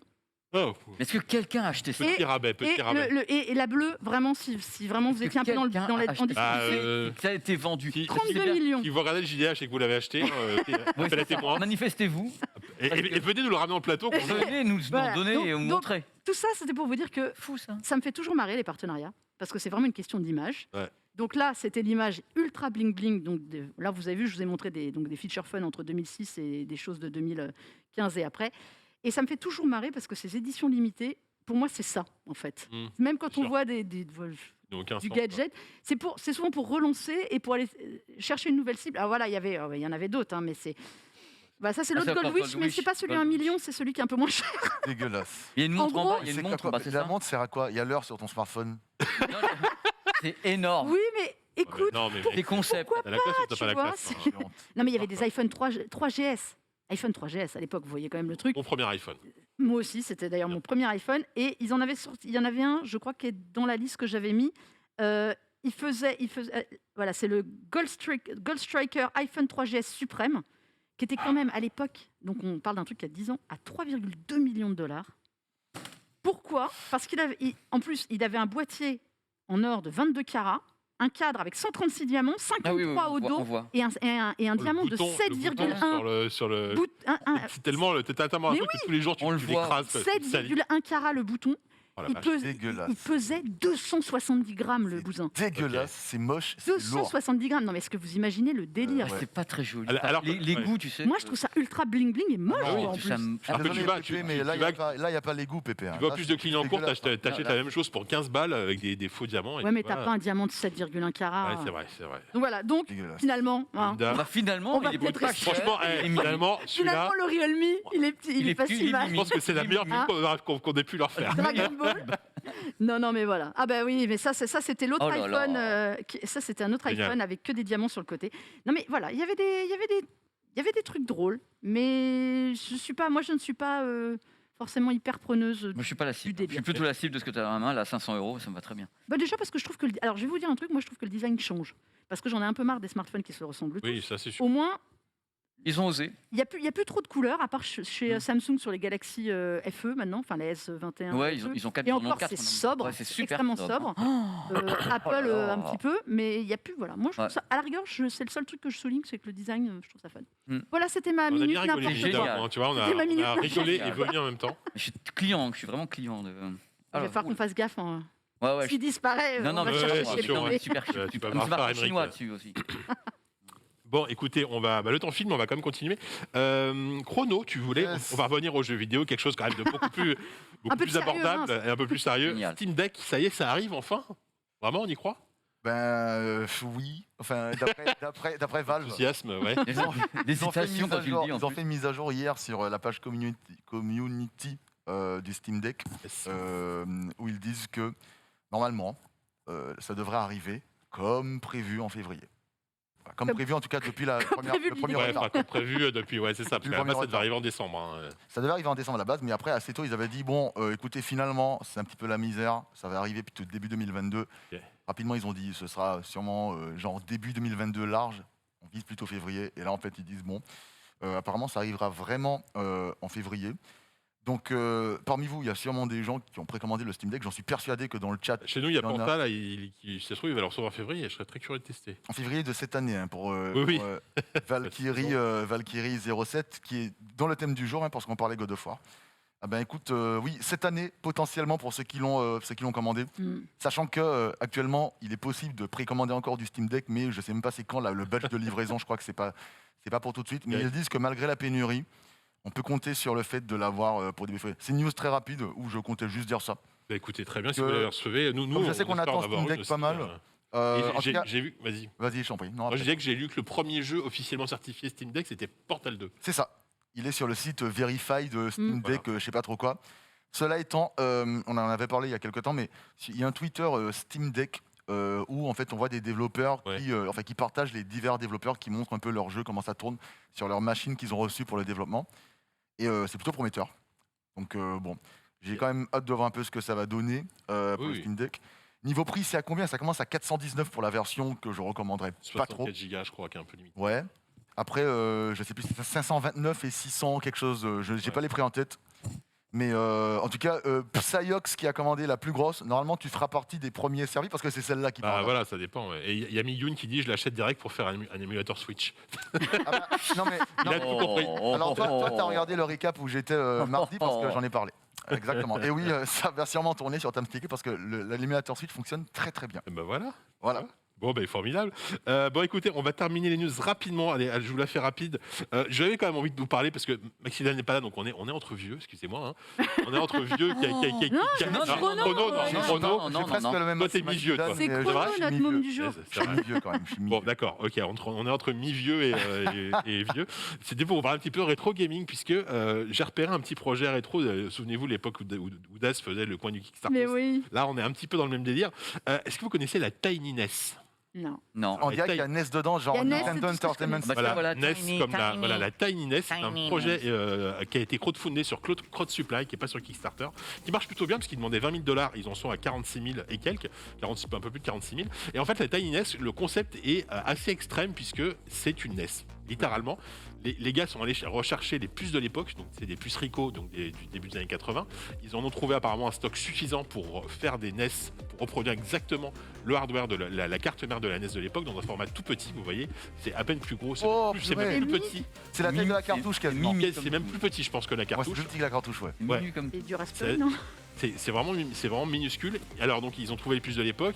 Ils ont réussi quand même à mettre donc évidemment le port d'origine de la manette, mais aussi un port USB pour brancher genre une 8-bido sans fil pour pouvoir jouer avec des manettes plutôt modernes, c'est pas mal. Tu la branches en USB-C avec n'importe quel chargeur, c'est pas mal aussi. Le seul défaut que je trouve, c'est que tu la connectes en RCA à l'ancienne. Oh là là. Et ça, c'est très con parce que c'est un truc moderne.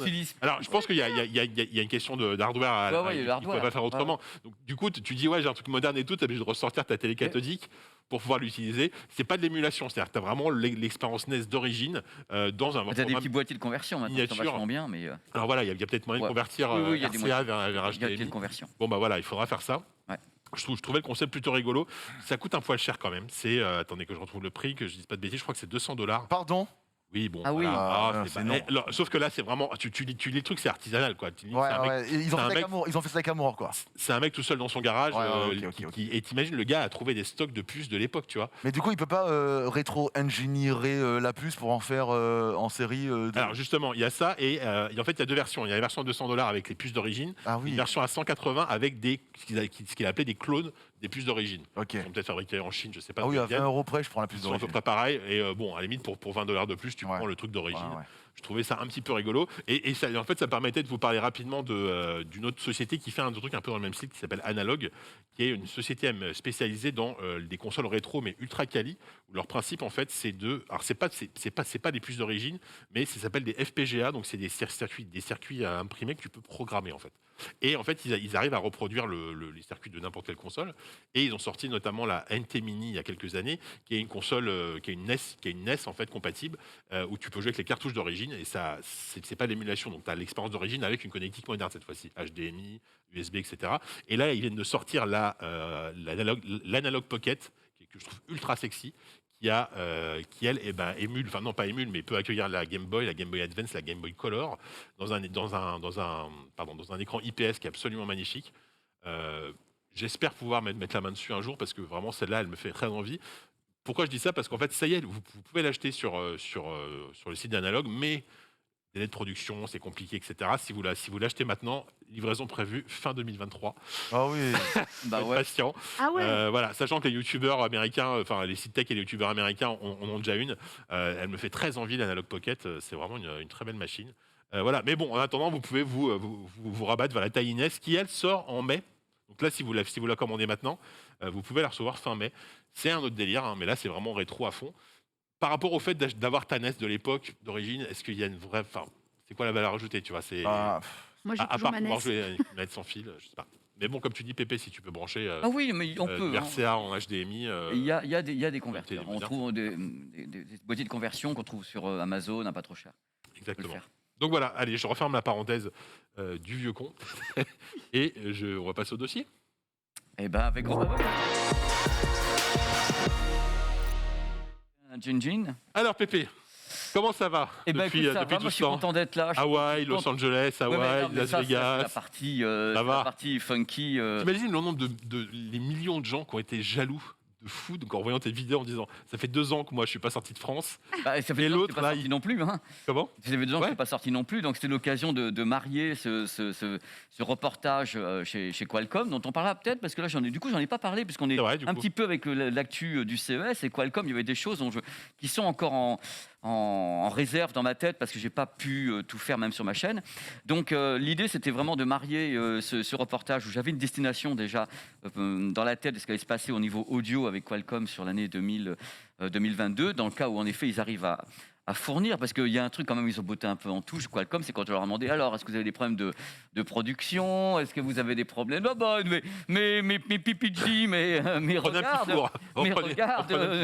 il y a du monde. Oui, il y avait du monde en conférence, il n'y avait pas de problème. Encore qu'il y avait beaucoup moins de monde il y a 2 ans, hein, parce qu'il y avait des restrictions au moment où on est parti. Oui, bien sûr. On avait à peu près je vais dire à peu près la moitié de ce qu'on avait il y a 2 ans. Qualcomm fait ça normalement, c'est un summit, c'est un tech summit qu'ils appellent. C'est un tech summit. Voilà, c'est des ingénieurs normalement tous les ans. Parle à des journalistes. Pour ça normalement tous les ans. Comme ça, on peut parler aux ingés. On a la possibilité de j'ai posé des questions sur de la PTX lossless, des trucs comme ça où j'ai pas eu les réponses.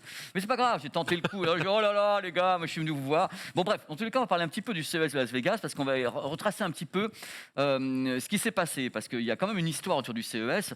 Je vous avoue, en étant sur place, que jusqu'au bout, je me suis dit, le gouverneur va faire tomber le truc à dire non. Tellement ça craignait sur place. Jusqu'au bout, j'étais sur place, j'étais avec des amis, et j'ai sur place, on regardait les tweets du gouverneur. Le gouverneur qui disait de plus en plus, nous remercions le CES de bien garantir. Plus il le mettait, plus on se doutait que... J'ai dit, tu le mets trop, ce truc. Bon, ça s'est fait. Est-ce que c'est pas quasi impossible d'annuler un tel truc, genre la veille, quoi? C'est tellement énorme. Moi, je me dis que c'était impossible parce que c'était trop engagé. Mais du coup, l'impossibilité s'est traduite par quelque chose qui était évident, c'est que le CES a joué de malchance sur un point. C'est en effet l'arrivée d'Omicron qui a fait que les vols domestiques était très réduit. Omicron, parce que tu as dit Omicron, tu l'as dit américain.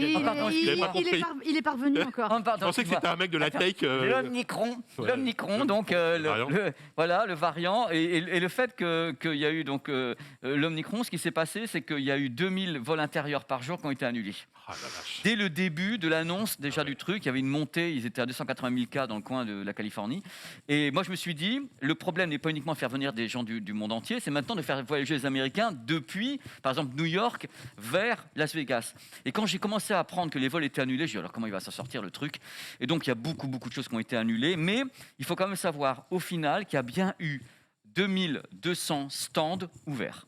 C'est-à-dire quand il parle de stand, c'est-à-dire que ça peut être quelque chose qui fait la taille comme ça. Un petit stand. La French Tech, c'est X. Ça peut être 3 mètres carrés. C'est un bureau. C'est un bureau. Ah oui, bien sûr. Donc quand tu allais, parce que Mélinda connaît l'Eureka Park, l'Eureka Park où en effet il y avait toute la French Tech. On va commencer. Moi je voulais que pendant que je parle, parce que j'avais fait un truc pour qu'on se rappelle un petit peu de ce qu'est le CES. Si tu peux l'envoyer, ça s'appelle CES History. J'avais fait une petite compilation du CES 2017, 2018, 2019, qu'on voit un petit peu tout ce qui s'y passe. Voilà.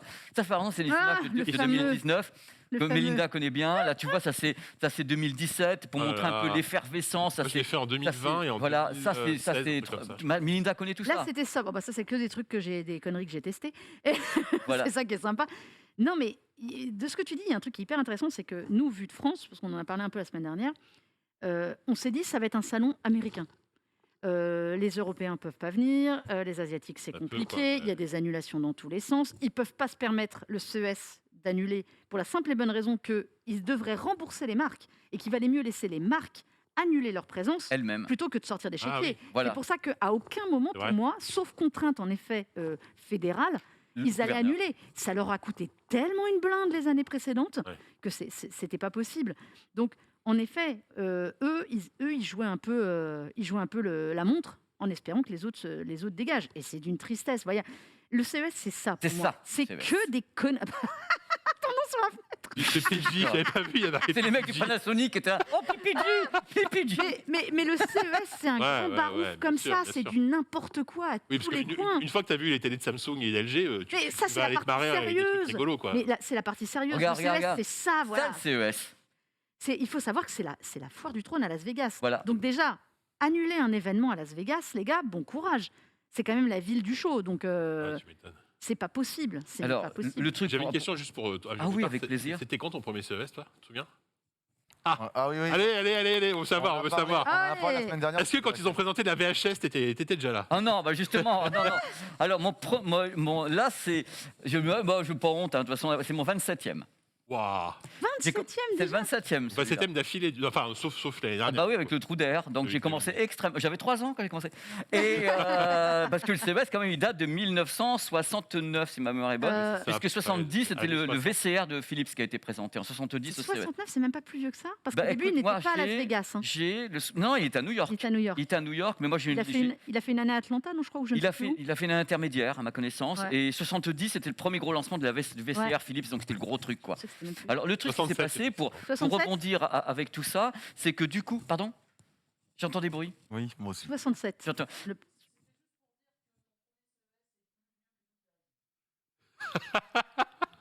Vous voulez qu'il va en régie, ils ont 18 ans de moyenne d'âge aussi, c'est normal. Mais ça ne m'empêche que je vous aime quand même. Voilà, point, comme ça vous l'avez dans la tête.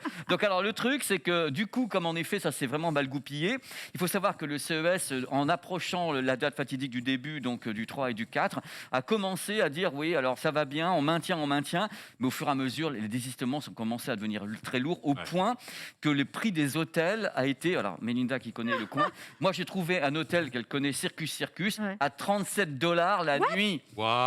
$37 la nuit pendant le CES. On est plutôt de l'ordre du 15 à 20 fois ça. Normalement, c'est 250 et 300. Ah, mais le Circus, il est en face, le Convention Center. $37. Et j'ai eu avant, parce que c'était le dernier jour, et j'ai eu une suite pendant 4 jours sur le strip. Je l'ai payé $89. C'était un appartement de 58 mètres carrés. Voilà, sur le strip. C'est bradé. Pour le CES, vous ne vous rendez pas compte. En vrai, c'était la meilleure année pour y aller au CES. Attends, c'est la première fois de ma vie que j'ai pu m'asseoir à une conférence. Il y avait de la place. Il y avait de la place. Il était tout seul. Bon, alors dans tous les cas, trêve de pas de gaudriole, mais enfin ça s'est produit. Donc il y a eu quand même l'ouverture. Il y a eu. Là, on va pouvoir mettre la petite séquence où je suis au début. Vous voyez, je pense que la petite séquence, je crois que c'est CES 2022. La veille de l'ouverture, j'étais quand même un petit peu mal parce que je regardais. Là, c'est le truc. C'est ce qu'on a vu la semaine dernière. C'est la vidéo LG. C'est le truc où, en effet, on m'a annoncé que certaines grosses marques avaient dit non. Alors, les dit non, c'est LG, qui avait le stand Ikea. C'est-à-dire qu'en effet, LG, c'était des codes barres avec le stand Ikea. Sony, voilà, ça c'est le stand Sony qui devrait être plein de matos. Regardez le vide intersidéral. Wow. Ça, c'est ce qui m'a semblé en voyant tes images. La French Tech. Là, ils étaient tous là. Sony... la French Tech, ils étaient là. Hein. Regarde. Les délégations payaient tellement cher. Ils étaient tous là, les petits loulous de la French Tech. Regardez. Il n'y a personne. Normalement, on passe pas dans les allées. Hein. C'est-à-dire que le truc, regardez, j'ai même dit que. Alors là, c'est l'entrée de ce Samsung. Regardez, alors j'avais de la place aussi. Voilà, ça c'est les booths de Samsung. En termes de. C'était les plus gros qui étaient là en fait, Samsung en vrai. Ah bah écoute. En termes de ce qu'ils présentaient. Bah de toute façon, n'importe comment on présente. C'est le boss de TCL quand il me voit. C'est pareil. Mais le truc, c'est qu'en effet, bon, dans les gros départs, bon, LG n'a rien fait, Sony n'a rien fait. Ils ont fait un truc avec Tom Holland, mais enfin, c'était plutôt un truc. C'est une conf en fait. C'est une petite conf, mais qui n'avait rien à voir avec le matériel. Panasonic entièrement vide, ils ont décidé aussi. Mais les autres étaient là, mais le truc, c'est qu'ils étaient là. Malgré tout, le seul truc à changer vraiment, c'est qu'ils étaient là sans tous les produits. C'est-à-dire qu'il y a eu des annonces online qui n'étaient pas en dur. C'est ça la différence par rapport aux autres années. C'est-à-dire que là, c'est dur pour nous. C'est-à-dire que nous, on est venus et tu avais la conférence avec tout le matos et tu étais sur le stand. Il est où le matos? Oh, bah, il est en Chine. Bah, il est en Corée. Ils l'ont pas fait venir. Le matos est en quarantaine. Il a fait un test PCR. Et c'était le truc le plus bon. Moi, je suis content d'être allé. Ils ont payé l'installation. Voilà. Mais ils sont pas emmerdés à venir avec les pour les marques, ça n'a pas été rentable du tout. Mais non. Ça n'a pas été conçu pour être rentable, hein. Ça a été plutôt conçu. Bon. Ouais. En fait, ce qu'on ne sait pas, c'est les assurances. C'est qu'à mon avis, il n'y avait pas d'assurance pour rembourser. Moi, je pense qu'il y avait un gros problème de thunes. Et qu'il fallait sauver les meubles. Ils les ont sauvés. Alors, ils ont annoncé qu'il y avait 40 000 visiteurs. Alors, s'il y a eu 40 000 visiteurs, je suis la reine d'Angleterre sous 12 générations. Versus combien en moyenne? Je sais pas. 190 000. Ah oui. Non, mais 40 000 visiteurs dispatchés sur... en fait, c'est 40 000 touristes qui étaient à Las Vegas. Hein, voilà, il y avait 40 000. Il faudrait savoir quel était le nombre de personnel dans les exposants. C'est-à-dire que si tu vois la French Tech, ils étaient entre eux. Hein. C'est-à-dire que tu baladais, il y avait du monde, mais c'était eux. Quand il y a l'Eureka Park, c'était eux. Combien il y avait d'exposants? Tu as croisé beaucoup de journalistes français? Oui, il y en avait quelques-uns. J'en ai croisé un confrère du Parisien. J'ai confrère du 01 qui était là. Ouais, non, mais c'était des gens qui... C'était beaucoup de presse généraliste, j'ai l'impression, surtout. La presse généraliste qui était venue souvent avec les organisateurs, en fait, pour couvrir l'événement. Mais...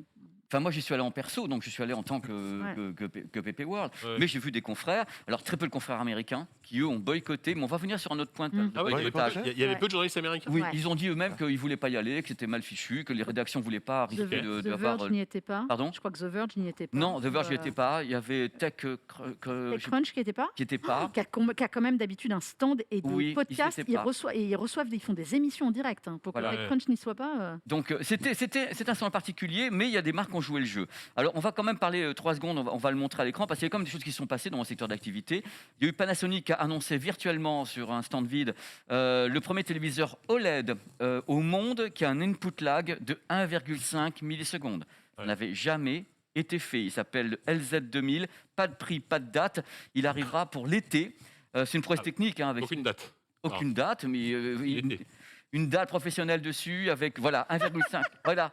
Alors ça, c'est l'image qui fait rêver, ça. C'est nous vend direct. L'image qui a tué Hollywood. 1,5 Et on ne pourra pas lui reprocher de trafiquer l'image comme on voit souvent sur des conférences. Non, là, c'est pas bullshit, là. Et là, vous voyez en l'air, parce qu'on peut regarder l'image. On peut regarder l'image à nouveau si tu peux. Il a un truc en l'air, c'est pour mesurer. Ça, c'est le produit qu'il a dans la main. À gauche, non. Oui, en haut, dans la main. Ce qu'il a comme ça, c'est pour mesurer en plaque sur la dalle et ça mesure le lag. C'est pas sexy pour un sou, on est d'accord. Mais on n'a pas dit que c'était sexy, Mélinda, mais vraiment, mais pas du tout. Mais enfin, 1,5 millisecondes, c'est du jamais vu. C'est combien en moyenne aujourd'hui les télé Le moins qu'on a mesuré, nous, c'était 9 chez LG. Ah oui. Il faut que ce soit en dessous de 16. En dessous de 16, on considère qu'il y a une trame et que c'est jouable. Il ne faut pas confondre la latence d'une dalle et l'électronique. Là, on parle bien de l'électronique, c'est-à-dire qu'en OLED, il y a presque pas la latence n'est pas mesurable. C'est-à-dire qu'elle est de 0, mais là, c'est l'électronique, c'est le moment où tu appuies et ça agit. Et là, 1,5, ça n'avait jamais été fait, donc ils sont contents. Donc on va aller maintenant vers TCL. Alors TCL a présenté pour la première fois au monde, ils ont joué le jeu. TCL avait tous les produits en stock. C'est pour ça que le monsieur qui s'est parlé tout à l'heure. Et TCL a présenté, alors c'est une prouesse technique, tout le monde est passé devant, enfin tout le monde. 3 personnes avec moi. Voilà le premier mini LED 8K d'une épaisseur de 3,9 mm. Regardez la main. Alors, parce que ça, moi je l'ai vu, ça m'a bluffé. C'est bluffant. Bon, après, le porte-monnaie, il bluffe aussi. Mais il ne sort pas ce produit pour le moment. Oui, c'est 2023. 2023. Non, mais ce sera... Ça coûtera une blinde. Je pense que ça coûte une blinde. Mais génial. C'est une direction. C'est une direction, Mélinda, le sens où on peut le faire. Techniquement, je pensais que c'était compliqué. Ça, c'est genre, tu l'accroches au mur, quoi. Tu le poses pas avec des gros pieds. Moches, quoi. Et le plus gros problème, parce que là, j'avais les ingénieurs pour parler avec moi, le plus gros problème, c'est de faire une structure qui tient, c'est-à-dire arriver à serrer les points, une structure qui tienne à la pesanteur. Parce qu'on construit une sorte de château de cartes. Quand on met des points comme ça, quand on relève la dalle, il faut que la structure tienne. Imagine les mecs relever la dalle et tout, qui se casse en deux, tu vois. Non, c'est à l'intérieur, ça peut... Pouf, je sais pas. Mort de rire. Ça me vend plus du rêve, tu vois, que la présentation Panasonic. Et là, au moins, ils sont sur le plateau. Enfin, ils étaient sur place, ils ont un grand stand. Moi, je laisse la vidéo dimanche matin sur tout ce stand parce qu'il y a vraiment des trucs géniaux. Donc voilà. Alors, le truc, c'est qu'il y avait un gros stand. Samsung en avait 2. Il y avait celui, justement, qu'on a vu, il n'y avait pas commande à l'entrée, c'était une soirée privée. Et il y avait leur stand. Leur stand qui a misé sur un truc encore à pas cher. Quand vous rentrez dans le stand, c'est la vidéo qui s'appelle Mini LED ou Micro LED. On rentre, ils ont enfin lancé des téléviseurs Micro LED. C'est-à-dire pas des dalles de 15 mètres de large. Il y a 3 voilà, oh là, regardez ce monde. Là, c'est un des stands qui a le plus de monde. Hein. Ah oui, il y avait qu'eux. Ils sont 150 déjà sur Samsung. Non, mais déjà, ce stand, alors que normalement, tu n'approches même pas une caméra là. Quoi. Tu ne peux pas avancer sur les Tu ne peux pas avancer. Donc là, le micro LED, ils ont donc 3 téléviseurs qui vont se pointer, 89, 101 et 110 pouces, en taille donc ferme. Je n'ai pas les tarifs en général, c'est 1 000 € le pouce. 1 000 € le pouce ? Oui, c'est du micro LED. Oui, bonne année. Et donc 48 pouces, 48 000 €, quoi. Oui, mais il n'y a pas de 48 pouces, il commence à 89. Donc, Au revoir. Ok, d'accord. Moi qui pensais me prendre un petit 48 pouces pour l'année prochaine. Alors, je suis dégoûté. Donc eux, ils sont contents. Regardez comme c'est beau, ces images absolument incroyables. Bon, eux, ils ont ça. Ils ont également des trucs intéressants. Ils ont eu, je n'ai pas fait la vidéo, mais ils ont des barres de son absolument ouf, dont une technologie dont on parlera certainement là, dans 15 jours. C'est du Dolby Atmos sans avoir à utiliser le port HDMI. Dolby Atmos en Wi-Fi, c'est-à-dire que tu as le téléviseur, tu as ta barre de son, donc Harman Samsung, elles se parlent entre elles au travers du Wi-Fi, ils n'ont pas besoin de HDMI et tu peux balancer un signal d'une à l'autre sans passer par un port HDMI. Il faut un Wi-Fi en particulier il faut qu'il y ait une reconnaissance d'un à l'autre. Le Wi-Fi peut faire passer n'importe quoi, mais là, il faut qu'un parle à l'autre. Et là, ils peuvent se parler, c'est une première au monde. Ils l'ont marqué en gros, première mondiale, donc de l'Atmos en Wi-Fi. Alors, vous avez parlé, je crois, la semaine dernière, de l'Arc, Odyssey Arc. J'ai des images, je me suis mis devant et je me suis pris une tarte dans la gueule. Regarde, le voici, donc là, Déjà en version mais là, comme ça, moi, en version paysage, c'est sympa. Je trouve ça génial. J'étais bluffé. Alors, vraiment, c'était une image étonnante. Et l'arc, enfin la courbure... C'est quoi, c'est du mini LED ? C'est du mini LED. Alors, c'est du mini LED incurvé. il pivote sur 90 degrés, il peut pivoter et s'incliner, à ma connaissance, parce que je l'ai poussé, parce qu'on avait le temps de le pousser. Hein, là, tu as cassé le matos, Pépé. Le gars était à côté de moi, alors il y a Dolby Atmos dessus, il n'y a pas de prix, il n'y a pas de date, il y a un contrôleur externe. Alors il y a un truc que j'avais vu, un contrôleur pour le régler de façon externe, comme un contrôleur, et tu règles avec une molette, tu règles le produit. C'est-à-dire, c'est pas vraiment une télécommande, c'est un joystick, quoi. C'est ça, c'est un Mais contrôleur. Tu règles quoi la courbure ou juste la qualité de l'image? Tu peux régler le multitâche, le multiphonotrage et la qualité d'image. Voilà, tu peux régler les trucs. Alors voilà, le produit, tout le monde. Ça sort normalement. Oui. Ils ont dit que ça sortait cette année. Ouais.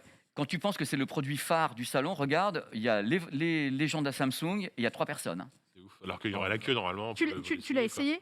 Ils m'ont dit que c'était pas la peine de l'essayer parce que eux-mêmes ont reconnu que les images n'étaient pas finalisées du tout. Ouais, mais en face, en fait, moi, j'ai une question parce qu'on connaît tous les écrans incurvés comme ça.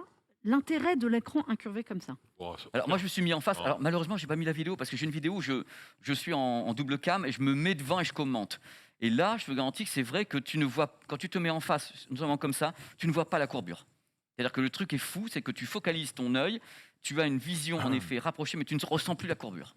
Mais quand tu lèves la tête. C'est l'utilisation en fait, j'ai du mal à comprendre. L'utilisation en hauteur, j'ai envie de dire, le mec, il peut pas répondre. Comme ils avaient fait leur télé qui tournait pour regarder Instagram. Ça te fait un écran pour jouer et au-dessus, tu peux mettre ton Twitch. C'était The Frame celui qui tourne? Il me semble qu'ils ont Non, c'est pas The Frame. The Frame, c'est le tableau. Comment il s'appelle celui qui pivotait? C'est Sero. Sero, voilà. Mais Sero, oui, c'est ça. Mais Sero, si tu veux, je comprenais leur délire. Ils voulaient qu'on regarde les vidéos TikTok et Instagram. Là, en fait, en incurvé, c'est-à-dire, moi, ça m'incite vraiment à me courber, enfin à m'incliner. Donc je me dis, à part jouer en ayant, je sais pas, ton écran de chat. Non, oui, ça. Je pense que c'est. Mais j'arrive pas à trouver l'utilité. Non, mais ils l'ont fait et c'est pas les mêmes images sur celui qui était comme ça que celui qui était comme ça. Donc il y avait une destination différente. Mais moi, je me suis mis de vue celui qui était horizontal. Oui, horizontal, je le trouve. Parce que devant le vertical, j'ai pas senti le truc. Même en vidéo, ça passait mal. Donc je me suis mis devant. Mais c'est ça. Voir toi en face. Comment tu réagis en fait? Je comprends pas. J'ai du mal à cerner l'intérêt en fait. Je suis d'accord avec toi. Je l'ai pas senti. Alors, autre truc important, une des tendances, figurez-vous, du salon. Alors, on va aller sur le fichier qui s'appelle Hisense, 8K 120 Hz. Hisense, marque chinoise, présentait le premier téléviseur capable de faire du 8K en 120. Ça s'arrête tous à 60. C'est vrai que là, maintenant, on y est, quoi. Non, mais alors, les gars, ils sont là. Branchez 3 PS5 en série, vous allez peut-être arriver. Le High View Engine, c'est pour cette année, à la fin de cette année. Alors, Hisense, le stand était complet également, toutes les nouveautés, sauf des OLED. Ils ont joué le jeu, hein, mais quand je regarde les images, je suis tout seul devant le truc, c'est quand même... Moi, je les revois encore maintenant, ces images. Regardez un peu, je suis seul sur les stands en train de filmer, quoi, sur des marques qui présentent des produits. C'est mondial, c'est le plus grand salon au monde. Voilà, le VRR 120 Hz sur du 8K. Et ça, c'est une grosse nouveauté qui est donc signée eux, mais pas que eux, puisqu'il y a TCL qui est dessus, il y a d'autres entités. Autre chose, là, ça va vous plaire, c'est pour ça que je l'ai réservé pour cette émission, les premiers TV compatibles vraiment 144 Hz avec les PC. C'est-à-dire que vous pouvez brancher votre PC en 144 dessus et le téléviseur va comprendre le signal. Il faut que le PC soit équipé d'une carte Nvidia ou Radeon et ça fonctionne. Il y a les images. Ça, c'est la nouvelle interface Samsung. Oui, je reconnais le... Voilà, là, ils ont amélioré encore, mais ça sera le fichier Hisense pour ça. Donc, il y a une nouvelle interface également chez Samsung qui mise à fond sur le gaming. Tu rentrais sur le stand, tu avais vraiment des idées de gaming, de multifenêtrage partout. C'était, tu vois, les manettes et tout, de tous les côtés, ils étaient à fond dessus. Ouais, c'est une grosse tendance là, entre les Odyssey, les écrans Odyssey. Regarde, fast réponse, 4K 144 Hz sur tous les ports HDMI du téléviseur. C'est-à-dire que eux, c'est même pas sur 2 ports, c'est tous les ports en 4K 144 Hz. Il y a combien? Et c'est du délire. Oh là là Il est vivant. Il est vivant. Attends, on n'a pas vu s'il lève ses 2 bras et ses 2 jambes. Ouais, c'est clair, reviens Max. Il n'y avait pas de sang qui traînait. Donc ça fait partie des grosses tendances de ce qui se passe. Alors, il y a peut-être un fichier. Non, vas-y, non, j'aurais une question, mais c'est pour après. Mais tout de suite, si tu veux. C'est pour débriefer, c'est plus une question générale. Alors après, il y avait donc ce stand Sony qu'on peut remettre si tu le veux, parce que Sony c'était intéressant, puisque Sony, je vais faire très rapide là-dessus, a lancé sa première voiture, c'est la Sony Mobility. On en a parlé un peu, mais vite. Et là, on l'a. Elle était sur le stand. C'est le truc qui était sur le stand, ils ont tout enlevé. Oui, c'est que j'allais dire, Sony, ils avaient que ça en fait. Ils avaient les 2 voitures, donc la S1, enfin la Vision 1, la Vision 2, et personne autour, parce que quand même, c'était quand même des produits, c'est du délire, c'est Sony Mobility. Et ils ont posé les 2 bagnoles, ils ont posé 2-3 PlayStation de toutes les couleurs, et le stand était entièrement vide avec des plots, tu t'asseyais devant un écran cristal LED. Et personne ne pouvait se rapprocher des voitures. Si, C'est Ah quand oui. même- il y avait personne. Ils en offraient à tous les visiteurs. Vu comment Et ça- si tu T'es peux remettre monté la dedans séquence ou de pas, Sony, Pépé c'est que si tu la trouves, T'es monté dedans ou pas c'est du délire, quoi. C'était surnaturel, ce genre de truc. Bon, on va passer sur le vase de Soissons rapidement, parce qu'il y a eu quand même un truc qui m'a... Le Ah, pardon, excuse-moi. T'as peut-être prévu d'en parler, mais parce que je vois dans le conducteur, c'est cette histoire du QD OLED. Justement, Ah, le vase Voilà. de Soissons. ah c'est ça le Ah, c'est le vase de Soissons. Figurez-vous que ça fait des petits moments qu'on entend parler du QD OLED. Voilà. Alors, c'est le Quantum Dot OLED, c'est un mélange de LED et de points quantiques, de Quantum Dot. C'est l'idée de Samsung Display, Ouais. et non pas Samsung Electronics. Ce sont deux entités différentes. Il y a LG Display, LG, Samsung Display, Samsung Electronics. Là, il y a eu un gros vase de Soissons quand même, parce qu'on attendait le lancement officiel du QD OLED pendant le CES. Il avait été, entre guillemets, annoncé par Samsung Display. Moi, j'étais sur place, comme un bienheureux, j'apporte le talent, l'humour, l'amour, tout ce que tu veux, et je m'aperçois que la conférence de presse online de Sony annonce le QD OLED. C'est-à-dire, nous, on va en avoir un. Il y a le visuel, il s'appelle le A95K chez Sony, qui va donc arriver dans l'année. Ça sera le premier téléviseur OLED, QD OLED. Je me suis renseigné, j'ai dit d'où vient la dalle. Nous ne communiquons pas cela. Bon, voilà, le voici dans tous les cas. Donc c'est la dalle, certainement Samsung QD OLED. Et moi, je suis allé plus loin. Je dis alors, c'est lancé où? Qu'est-ce qu'on en parle à quel moment? C'est là ou c'est pas là? Alors figurez-vous que le QD OLED a en effet été présenté pendant le CES de Las Vegas dans une sorte de salle par Samsung et uniquement réservé aux journalistes américains. C'est-à-dire Il que n'était pas là, en plus. qui était pas très nombreux. Oh J'ai là fait des là. photos. C'est Voilà, génial. ça c'est Donc toi, par l'entrée. exemple, t'as pas pu assister à cette présentation. Écoute, franchement, Fou ça. rien que de t'en parler, j'ai Ah oui, j'ai les les larmes aux Garcia, Il yeux. est vénère. Non, mais j'ai les larmes. Voilà, ça c'est l'annonce. Disons que voilà, Take a Virtual Step et tout. Là, c'est l'endroit où normalement était annoncé le QD OLED. Il y a l'entrée. Alors là, c'est qui m'a fait le plus mal au cœur. Alors, voilà les produits les qui étaient fameux On présents. en a a parlé parlé. un petit peu tout Mais à attends, l'heure. Pépé, comment c'est possible de se passer de toi sur un truc comme ça? C'est pas de moi, c'est des autres Non, mais, oui, journalistes. mais je veux bien, mais ce que je veux dire, c'est que... Mais Samsung Display ne me connaît pas. Ah, d'accord. Ils c'est nous ça. connaissent pas. Ah, Samsung d'accord. Display, c'est pas qui nous sommes. C'est un Par salon contre, international. Si on revenir sur cette QD OLED, parce que, j'ai plusieurs questions. Déjà, comment se fait-il que la première annonce d'un produit commercial soit pas chez Samsung? Alors que bon, c'est deux entités, mais quand même quoi. Le truc, c'est tu que vois. moi, j'ai appris, parce que je suis en train d'enquêter, je sortirai la vidéo la semaine prochaine, c'est que pour le moment, Samsung Display a dit « nous savons le faire ». Ok. On l'a finalisé avec des guillemets, parce que bon, ils ont finalisé. Par contre, Samsung Electronics, pour le moment, n'a pas annoncé De produits. de produit, ni même l'existence du produit. Et même si du coup, tu n'as peut-être pas eu toutes les infos à cause de cette présentation que tu n'as pas eu, ça va être quoi l'avantage de ce QD OLED par rapport à l'OLED? Alors, on en parlera peut-être un peu plus. Moi, j'ai toute l'information technique, ça va devenir très compliqué parce que j'ai pas mis le crowbar. L'OLED, normalement, il y a un filtre de couleur, c'est-à-dire que tu as des diodes, des diodes organiques, et tu as un filtre RVB. Le filtre RVB, c'est du OLED, le filtre RVB va te fabriquer les couleurs. On considère que mettre un filtre par-dessus des diodes organiques, ça réduit la luminosité, ça peut créer des petits problèmes. Quelquefois, on ne peut pas atteindre toutes les performances possibles parce que justement, ce filtre. Eux, ils ont dit, on va virer le filtre. Qu'est-ce qu'on met à la place? On met uniquement des diodes organiques bleues, et par-dessus, on place justement ces boîtes quantiques qui vont réagir au passage du bleu. Et du bleu, elles vont fabriquer, dans ce cas-là, la couleur le vert, le rouge, mais tu n'as plus de filtre. Comme tu n'as plus de filtre, tu as un espace colorimétrique qui est plus large, tu as une luminosité qui est plus élevée. Ouais. Voilà, c'est le but de la manœuvre, c'est que Donc, tu grosso enlèves... modo, Pardon? je comprends bien, en fait, ça veut dire que QD OLED, ce serait le meilleur des deux mondes entre l'OLED, pour le côté organique avec noir sombre, etc., et le LCD, entre guillemets, qui n'est pas OLED. Non, il n'y a avec pas de diode LCD, mais il y a l'idée du quantum, c'est-à-dire l'idée d'avoir... imaginez les boîtes quantiques comme une molécule. La molécule, quand elle va être traversée par la lumière, on va dire à cette molécule, tu vas émettre une lumière qui sera rouge, qui sera bleue. Donc là, ils ont entre guillemets réglé pour qu'au passage du bleu, on ne touchera pas au bleu, parce que le bleu existe déjà. Ouais. Au passage du bleu, on va fabriquer les autres couleurs. Et eux disent, notre QD OLED permet de dépasser l'espace colorimétrique qu'on peut obtenir de la part d'un OLED et permet surtout d'avoir une luminosité supérieure, puisqu'on n'a plus ce filtre. On sait très bien que le filtre réduit un petit peu les choses. Donc, c'est vous expliquer. Là, je n'ai pas prévu de l'expliquer. J'avais des crowbars géniaux. Je me suis dit, tiens, Mais non. cette gamme, le QLED, le Neo QLED, le L, c'est comment Là, on le QD OLED, ça- Oui, mais enfin, le problème, c'est que là, c'est Mais la est-ce qu'il n'y a première pas des fois. trucs qui vont s'entretuer? Mais le problème, Mélinda, c'est que pour la première fois, Samsung qui avait Ça va être dit très cher il y a 6 ans, on ne refera pas de téléviseur OLED Mais oui, c'était ma parce question. que ça marque.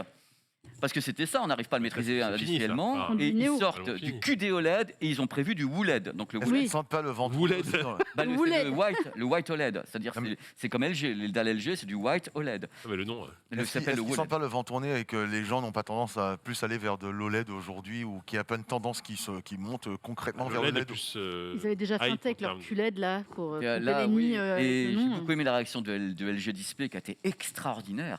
LG qui a dit « Nous sommes heureux d'accueillir Samsung dans la grande famille de l'OLED ». Alors là, sur les petites dalles, Samsung, ils sont là depuis très longtemps, quand même. Ah oui, en plus, oui. Oui, l'OLED, mais la MOLED. Mais c'est pour vous dire que ce salon était particulier de tous les côtés. C'est-à-dire qu'il y a vraiment tout qui... On s'est demandé à un moment donné, parce que Mélinda est dans une rédaction où vous avez fait beaucoup d'audience et beaucoup de papiers sur Frandroid avec le CES et qui ont bien marché. Et vous avez peut-être eu, à un moment donné, plus d'informations que moi j'en ai eu sur place. Ouais, mais ça, je pense que c'est tous les ans pareil. Je veux dire, quand tu es sur place, alors, oui, mais en fait, il y a une force que tu as sur place que nous, on n'a pas. C'est-à-dire que, comme JK, on a tout récupéré. On prend une avalanche d'informations non-stop pendant une semaine, quoi. Enfin, c'est un peu l'enfer. On ne voit pas les choses. Alors, toi, tu dis, c'est intéressant en ça, c'est que tu dis, moi j'étais sur place, mais il y a des choses qui étaient annoncées que je n'ai pas vues parce que ça n'y était pas. Et la frustration que moi j'ai cette année, comme l'année dernière, de le faire d'ici, c'est qu'on ne voit pas les produits. Et en fait, il faut que les gens se rendent bien compte de quelque chose. Les salons ont un intérêt réel parce que ce qu'on nous annonce, on peut le voir. Oui, on peut en discuter. On peut discuter avec les marques et comprendre. À distance, tu annonces des choses sans voir. Donc, avec... Franchement, parfois, dans les CP, les infos qu'on reçoit, des trucs un peu alambiqués ou pas très clairs, en général, tu rattrapes le coup sur place. Toi, ce que tu nous dis, c'est qu'en fait, sur place, tu pouvais même pas rattraper le coup. Alors, faut savoir. Ça, c'est affreux, quoi. Non, ce que dit Mélinda est entièrement vrai, puisque, par exemple, dans toutes les marques avec lesquelles, normalement, je fais des trucs, je n'ai eu en face de moi qu'un seul intervenant français chez TCL. C'est-à-dire que la seule personne qui représentait la marque, ça fait que il y avait les autres délégation stands, France qui était là. Les autres stands, qu'est-ce qu'il y avait? Le problème, c'est que ce sont des ingénieurs asiatiques. La plupart du temps, ils n'ont pas fait le trajet. Donc on se retrouvait avec des Américains qui tenaient le stand. On tient la boutique, gros. Et moi j'étais là, je peux avoir cette info? Où est le produit? Attends, je suis arrivé chez TCL, je leur ai demandé où est le laser TV 8K. Ils m'ont répondu, je sais pas, parce qu'ils ont lancé un laser TV 8K. Je sais pas. J'ai commencé moi à contacter la France, donc Damien. Pour savoir où était le truc. Il est où le produit? Il me dit mais sur le stand. Le truc de ouf quoi. Mais je dis mais il est où?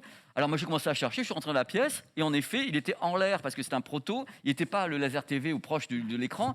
Et eux, quand je leur ai dit laser TV 8K, ils l'ont pas trouvé, ils l'avaient dans une salle. Là parce qu'il n'y avait pas les gens qui étaient les en fait, ça traduit une organisation alors c'est pas de leur faute mais à l'arrache où ils ont dit on met qui là, vas-y viens toi, tu connais pas les produits mais c'est pas grave. Ils sont sentis obligés, en fait il y a des marques qui sont senties obligées de faire acte de présence sans rien. C'est ce qu'on disait la semaine dernière. Pour moi l'exemple le plus flagrant, c'est LG qui a toujours le stand le plus waouh, qui mettait un pognon mais hallucinant dans de la démonstration, tout le monde allait voir. La démonstration technique de ces écrans et qui envoie des plots avec des QR codes. Là, en plus, je trouve qu'on est à la limite du foutage de gueule de haut vol. Après, est-ce que c'est, enfin, je les défends pas, mais ils ont décidé pas au dernier moment, mais du coup, est-ce qu'ils auraient préféré ne rien faire en fait, ne rien mettre du tout? Et laisser, en fait, j'ai l'impression que pour moi, c'est que les branches américaines qui ont bossé sur place. Comme souvent ça arrive sur les salons, c'est que c'est les locaux qui prennent la main. Et là, je pense que vraiment, il y a eu partout, c'est les locaux qui ont pris la main. Et quand tu n'as pas les produits parce qu'ils viennent de Chine, tu fais comment? Tu te débrouilles. Donc tu fais avec ce que tu as sous le coude à ton siège à Los Angeles ou à New York, et ça donne un salon qui est un peu pathétique. La voiture. La voiture. Mais le truc c'est que j'ai quand même vu, j'ai vu qu'on soit clair aussi, j'ai vu extrêmement beaucoup de choses. J'ai vu beaucoup de trucs. T'as quand même vu des choses. Mais j'ai eu des frustrations sur LG. Sony qui voulait pas présenter. Alors Sony a quand même dit un truc de ouf. Ils ont dit on veut pas montrer nos téléviseurs qui sont vachement bien parce que ça allait faire un cluster devant les téléviseurs, tout le monde allait se mettre devant. C'est ce que j'allais dire. Je pense qu'il y a alors là les gars, mais non quoi. Un cluster avec on est testé tous les matins, on a des masques. Mais je pense qu'il y a eu des peurs bizarres comme ça. Je pense qu'il y a des gens qui sont pas venus aussi parce que le Covid. Enfin, il y a des gens qui ont été malades aussi. Oui, bien sûr.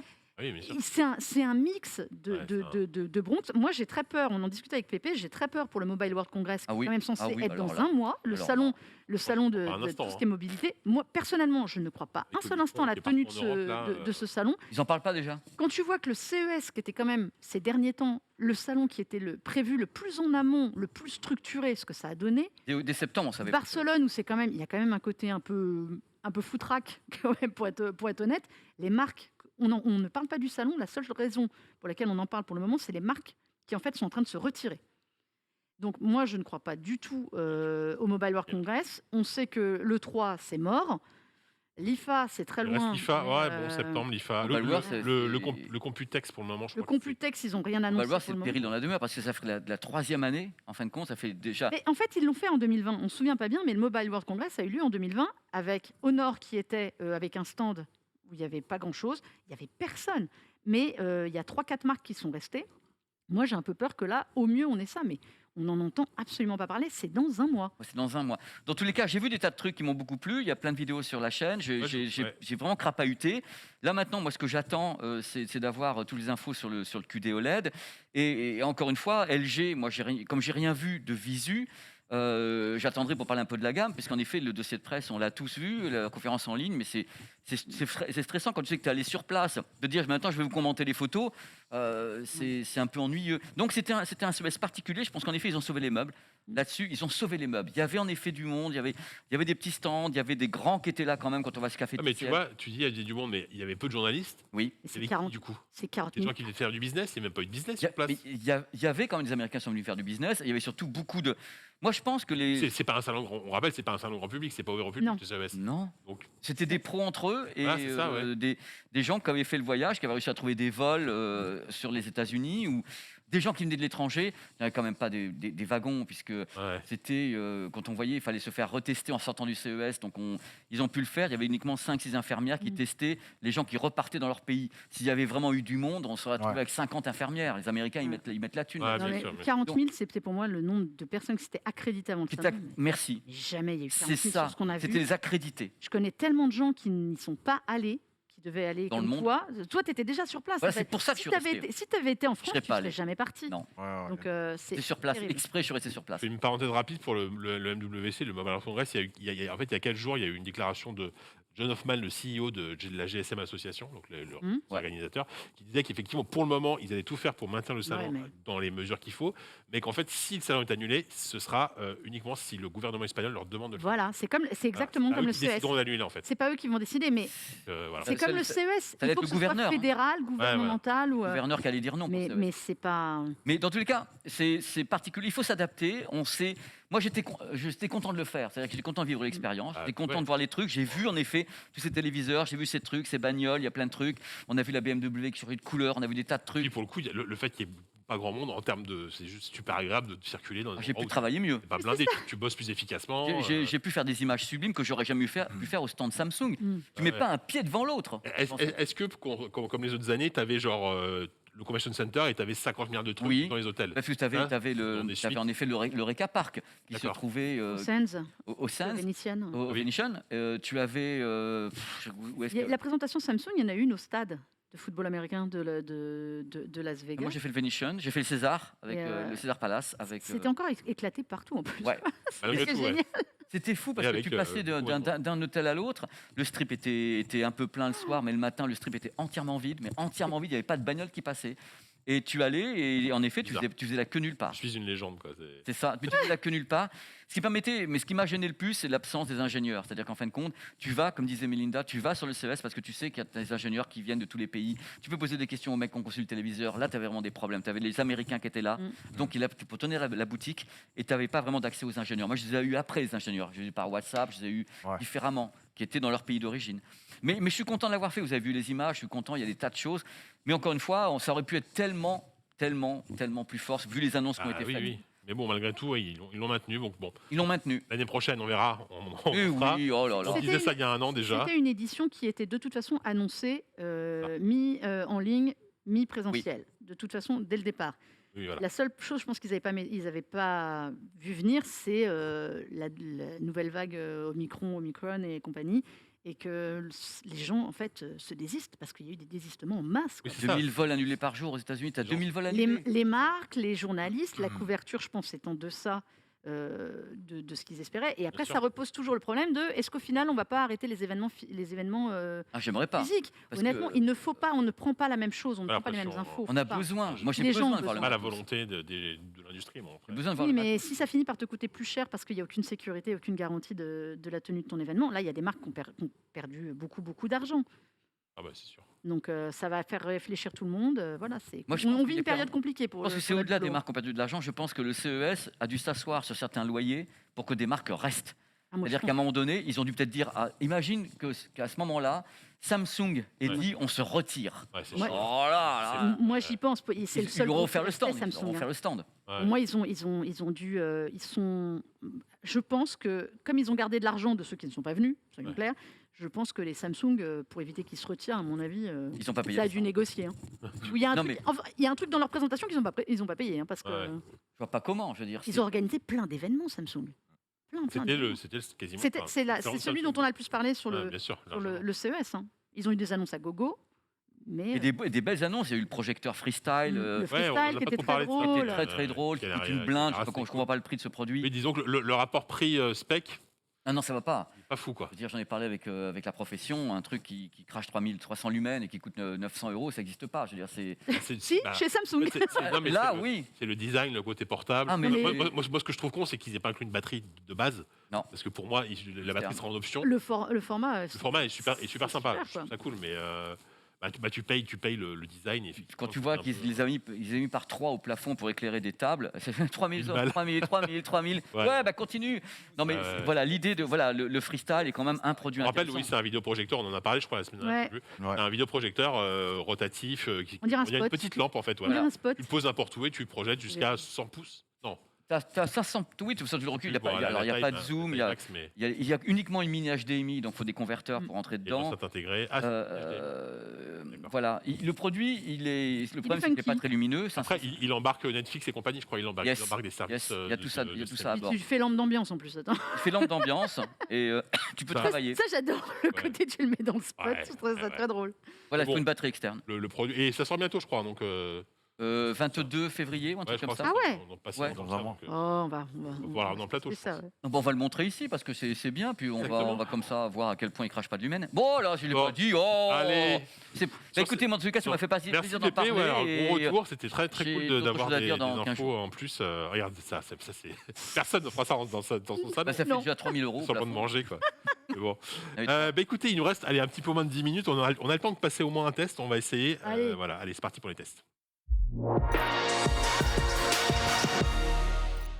Alors, avec le temps qui nous reste, moi je voulais vous parler tout simplement de celui que j'ai ici. Je me disais pourquoi il a deux iPads. Qui me sert d'ordinateur, qui me sert d'ordi pour l'émission depuis tout à l'heure.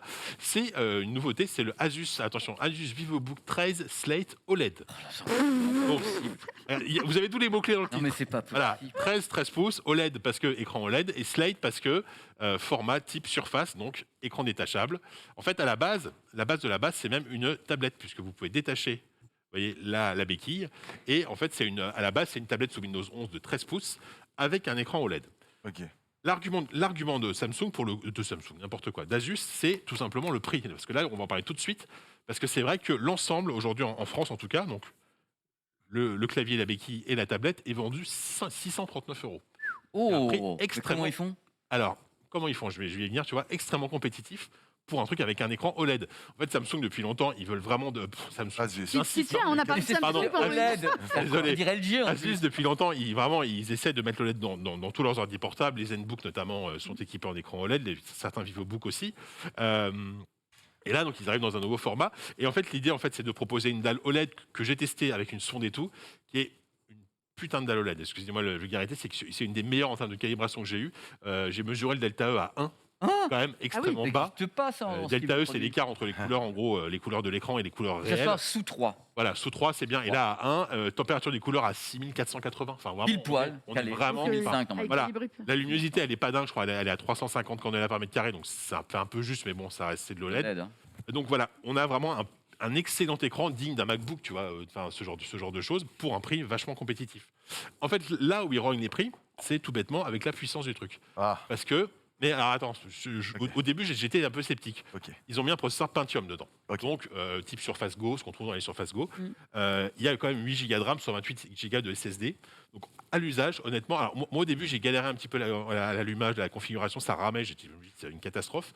Et puis je sais pas pourquoi, au bout d'un moment ça s'est débloqué. Et pour tout ce qui est Netflix, bureautique, bosser de base, surfer sur le web, c'est nickel. Franchement, ça va, quoi. Ça suffit largement. Donc, c'est là-dessus qu'ils jouent vraiment. C'est une petite config avec un super écran. Et je trouve ça pas déconnant parce que c'est vrai qu'ils m'avaient présenté le produit. Pour eux, ils essaient de vendre ça comme le produit, par exemple, quand t'as pas trop, quand tu es étudiant ou peut-être que tu vis dans un petit endroit, c'est vraiment ton seul écran à la maison. Et du coup, comme l'écran est d'excellence facture, voilà, c'est ça. Du plaisir à regarder du contenu dessus. T'as quand même le plaisir à regarder un bon film ou une série. C'est du 13 pouces, certes, mais avec vraiment une bonne qualité. Avec un clavier qui, je trouve, est assez efficace. Il est vraiment fourni avec ou pas Et c'est ça qui est génial. Tout est fourni. C'est ça qui est génial. Par moins de surface. 639 €, vous avez l'ensemble complet. Alors, pareil, il revient là-dessus, c'est que le clavier est pas rétroéclairé. Bon, tu vois, c'est des petits défauts. Oui. Ouais, mais il n'y a pas le côté, tu sais, où tu peux relever, comme sur une surface. Donc ça, c'est pareil. Bon, ça, disons que le form factor fait que tu es obligé de l'utiliser sur une table bien posée. C'est toujours l'inconvénient de ce genre de truc. Et ce que j'aime pas trop, moi, ce qu'ils ont un peu raté, c'est donc ça, la béquille. En fait, dès que vous voulez un peu la bouger, là, ça va, mais elle a tendance à se détacher toute seule, en fait. Donc il faut faire attention à bien la tenir, comme elle est magnétique. Ouais, elle se détache assez facilement, un peu trop parfois, en fait. Donc si vous voulez l'incliner, vous êtes bien obligé de faire attention. Parce que moi, ça m'est arrivé souvent d'appuyer sur le truc et le truc il part complètement. J'ai une question une question un petit peu annexe sur ton produit. Est-ce que du coup, tu as pu utiliser Windows 11 en tablette Qu'est-ce que ça donne Windows 11 en tablette? Est-ce qu'il y a de l'amélioration par rapport à Windows 10 qui s'en sortait pas super bien, mais qui s'en sortait pas mal non plus, quoi. Franchement, ça va. Je trouve que alors, moi, je suis habitué à bosser ce genre de produit à iPadOS. J'ai pas mes réflexes. Alors, par contre, je suis sur Windows sur PC, donc à la souris. Ça va, c'est pas. Je trouve que c'est assez agréable. Après, clairement, je m'en suis peu servi en tablette. Je m'en suis essentiellement servi. Pour moi, ce genre de produit, quand même, a beaucoup plus d'intérêt avec Windows 11, avec un clavier. Donc voilà. Donc je trouve que c'est un produit très compétitif, réussi. En fait, ils ont su mettre en avant les bons trucs en rognant sur des trucs qui sont certes importants, mais pour l'usage qu'on en a. Voilà, faut savoir où on met les pieds. Ça, vous achetez ça, vous n'allez pas jouer. Si, alors j'ai essayé GeForce Now, ça marche très bien dessus, il n'y a pas de problème. Ça marche surtout. Et évidemment, vous n'allez pas faire du Photoshop super avancé ou du montage vidéo avec, mais pour un usage bureautique et de consultation de contenu, c'est vachement compétitif. Vous avez un excellent écran OLED, ça j'insiste là-dessus, pour un prix très bon. Donc voilà, c'est le Asus VivoBook Trail Slate OLED. Est-ce que 4 minutes, ça te suffit, Melinda, pour ton produit, ou tu veux qu'on attende la semaine prochaine, enfin dans 2 semaines, 3 semaines? On attendra sinon si Pépé l'a testé. J'en ai parlé un peu la semaine dernière au récap. Non, je l'avais montré parce que c'est le casque qui est sorti. On va faire très vite. Qui a été annoncé, une des très très nombreuses annonces du CES. C'est Shure, la marque audio, qui a une renommée pour tout ce qui est matériel, hi-fi, les micros et tout, et qui s'est lancé sur le marché des casques il n'y a pas très très longtemps, fin 2020. Ils avaient sorti l'Aonix 50, ça c'est l'Aonix 40. Alors c'est drôle d'annoncer un nouveau modèle avec un numéro en dessous, mais il y a une vraie explication pour ça, c'est que les drivers sont plus petits sur celui-là. L'Aonix 50 était très bien, moi je l'avais testé, il avait un bon son. L'ANC était un peu plus discutable, mais c'est pas des casques qui sont faits pour aller dans des environnements hyper bruyants. C'est des casques premium, en qualité et tout. Il avait un gros défaut pour moi, le 50, c'est que c'était un casque ultra rigide. C'était un casque magnifique, en cuir, premium, ultra. La boîte, fallait un autre sac pour la transporter. Honnêtement, c'était une boîte comme les boîtes à chapeau, limite. Mais il avait vraiment ce souci de design qui faisait que tu ne pouvais l'emmener nulle part. Là, ils ont revu leur copie, au moins sur ce point. Donc, on a un casque qui se plie, ce qui n'existait pas sur le premier. On a une boîte qui est limite 2 fois moins grande, ce qui n'est pas négligeable. Tout est quali. 2 fois moins grande alors qu'elle est Non, j'exagère, mais je te jure que l'autre... Chapeau. Imagine, si tu as déjà testé le Bose 700, qui ne se plie pas non plus, qui était déjà assez encombrant, on était limite du niveau au-dessus. Parce que c'était un casque assez important. Donc, je vous le dis, tiens Pépé, tu veux, je te le passe, parce que c'est quand même ton domaine d'expertise aussi. Donc, driver plus petit, il est un peu plus solide, il est bien fini. Même maltraité par Pépé. Le yoke est alors j'aime bien, moi ça me fait toujours rire, mais j'aime beaucoup les attaches qui ne sont pas au centre. Les contrôles ne sont pas tactiles sur les côtés. C'est quoi que tu appelles les attaches? Tu vois, regarde l'arc. Ah oui, d'accord. Tu vois, il est sur les côtés. C'est un peu, c'est mitigé. Je trouve ça. Moi, j'aime bien. C'est un avis perso. Je trouve qu'il est beau. Il est compact. Oui, il est très beau. Hein. Vraiment, très beau. le truc très bien. Alors, comme m'a fait remarquer Max la semaine dernière, quand je l'ai montré sur le récap très vite, il aime pas le câble qu'on entreaperçoit si vraiment on a envie d'aller chercher. Ah, ça, c'est un choix. Hein. Sur le truc. Moi, je l'avais pas vu. Je lui ai dit, franchement, je ne fais pas attention. Mais, Ah oui, ouais, il va chercher. alors, oui, non, d'accord. c'est pire que ça. C'est à l'intérieur. Regarde où il l'a vu. Je balance, comme ça, comme il n'est pas là, j'en profite. Dans la partie grise, en fait, lui, il a vu le casque et le câble et ça l'avait perturbé. Le câble qui est là. Ah oui, il a envie de faire chier. Ah, moi, ça me perturbe pas du tout. Voilà, je balance. Perturbe pas. Hein. Je trouve qu'il est pas très lourd. Non, il est bien, il est assez confortable. Une minute. Ouais, je me dépêche vite fait. De toute façon, voilà, c'est un bon produit. Les contrôles sont en dessous. Il est Bluetooth, il est tout. On en parlera mieux la prochaine fois. Mignon. Et il est, Mignon. alors attends que je prix, sais, c'est quoi 249 €. Il faut savoir que le précédent était sorti à 430 €. Oui, Ça se joue au niveau des Ah oui. codecs. On est quand même sur de la PTX adaptative, des D'accord. trucs comme ça. Il n'est pas LDAC. Ok. Il n'est pas des choses comme ça. L'autre avait tout. L'autre avait absolument tout. Là, on a une version nettement moins chère, mais extrêmement premium. J'aime beaucoup la qualité Très du très son. beau. Voilà. Eh bien, Pépé vous fera un test beaucoup Alors, plus donc, approfondi. comment C'est bien. tu peux rappeler le nom du produit? Le Shure Aonix Shure. 40. Ok. 249 €. Merci Mélina pour ce Merci. texte express. Du coup, c'est la fin de ce journal du hardware. J'étais très content de vous avoir, d'avoir débriefé le CES avec Pépé notamment, d'avoir parlé de God of War et de Dragon Ball avec Melinda. Dans un instant, c'est le récap, bien sûr, avec Pépé. Yes. Ah, Yes, Pépé, de yes, retour dans le récap. yes. Et nous, on se dit à la semaine prochaine. À bientôt. Ciao.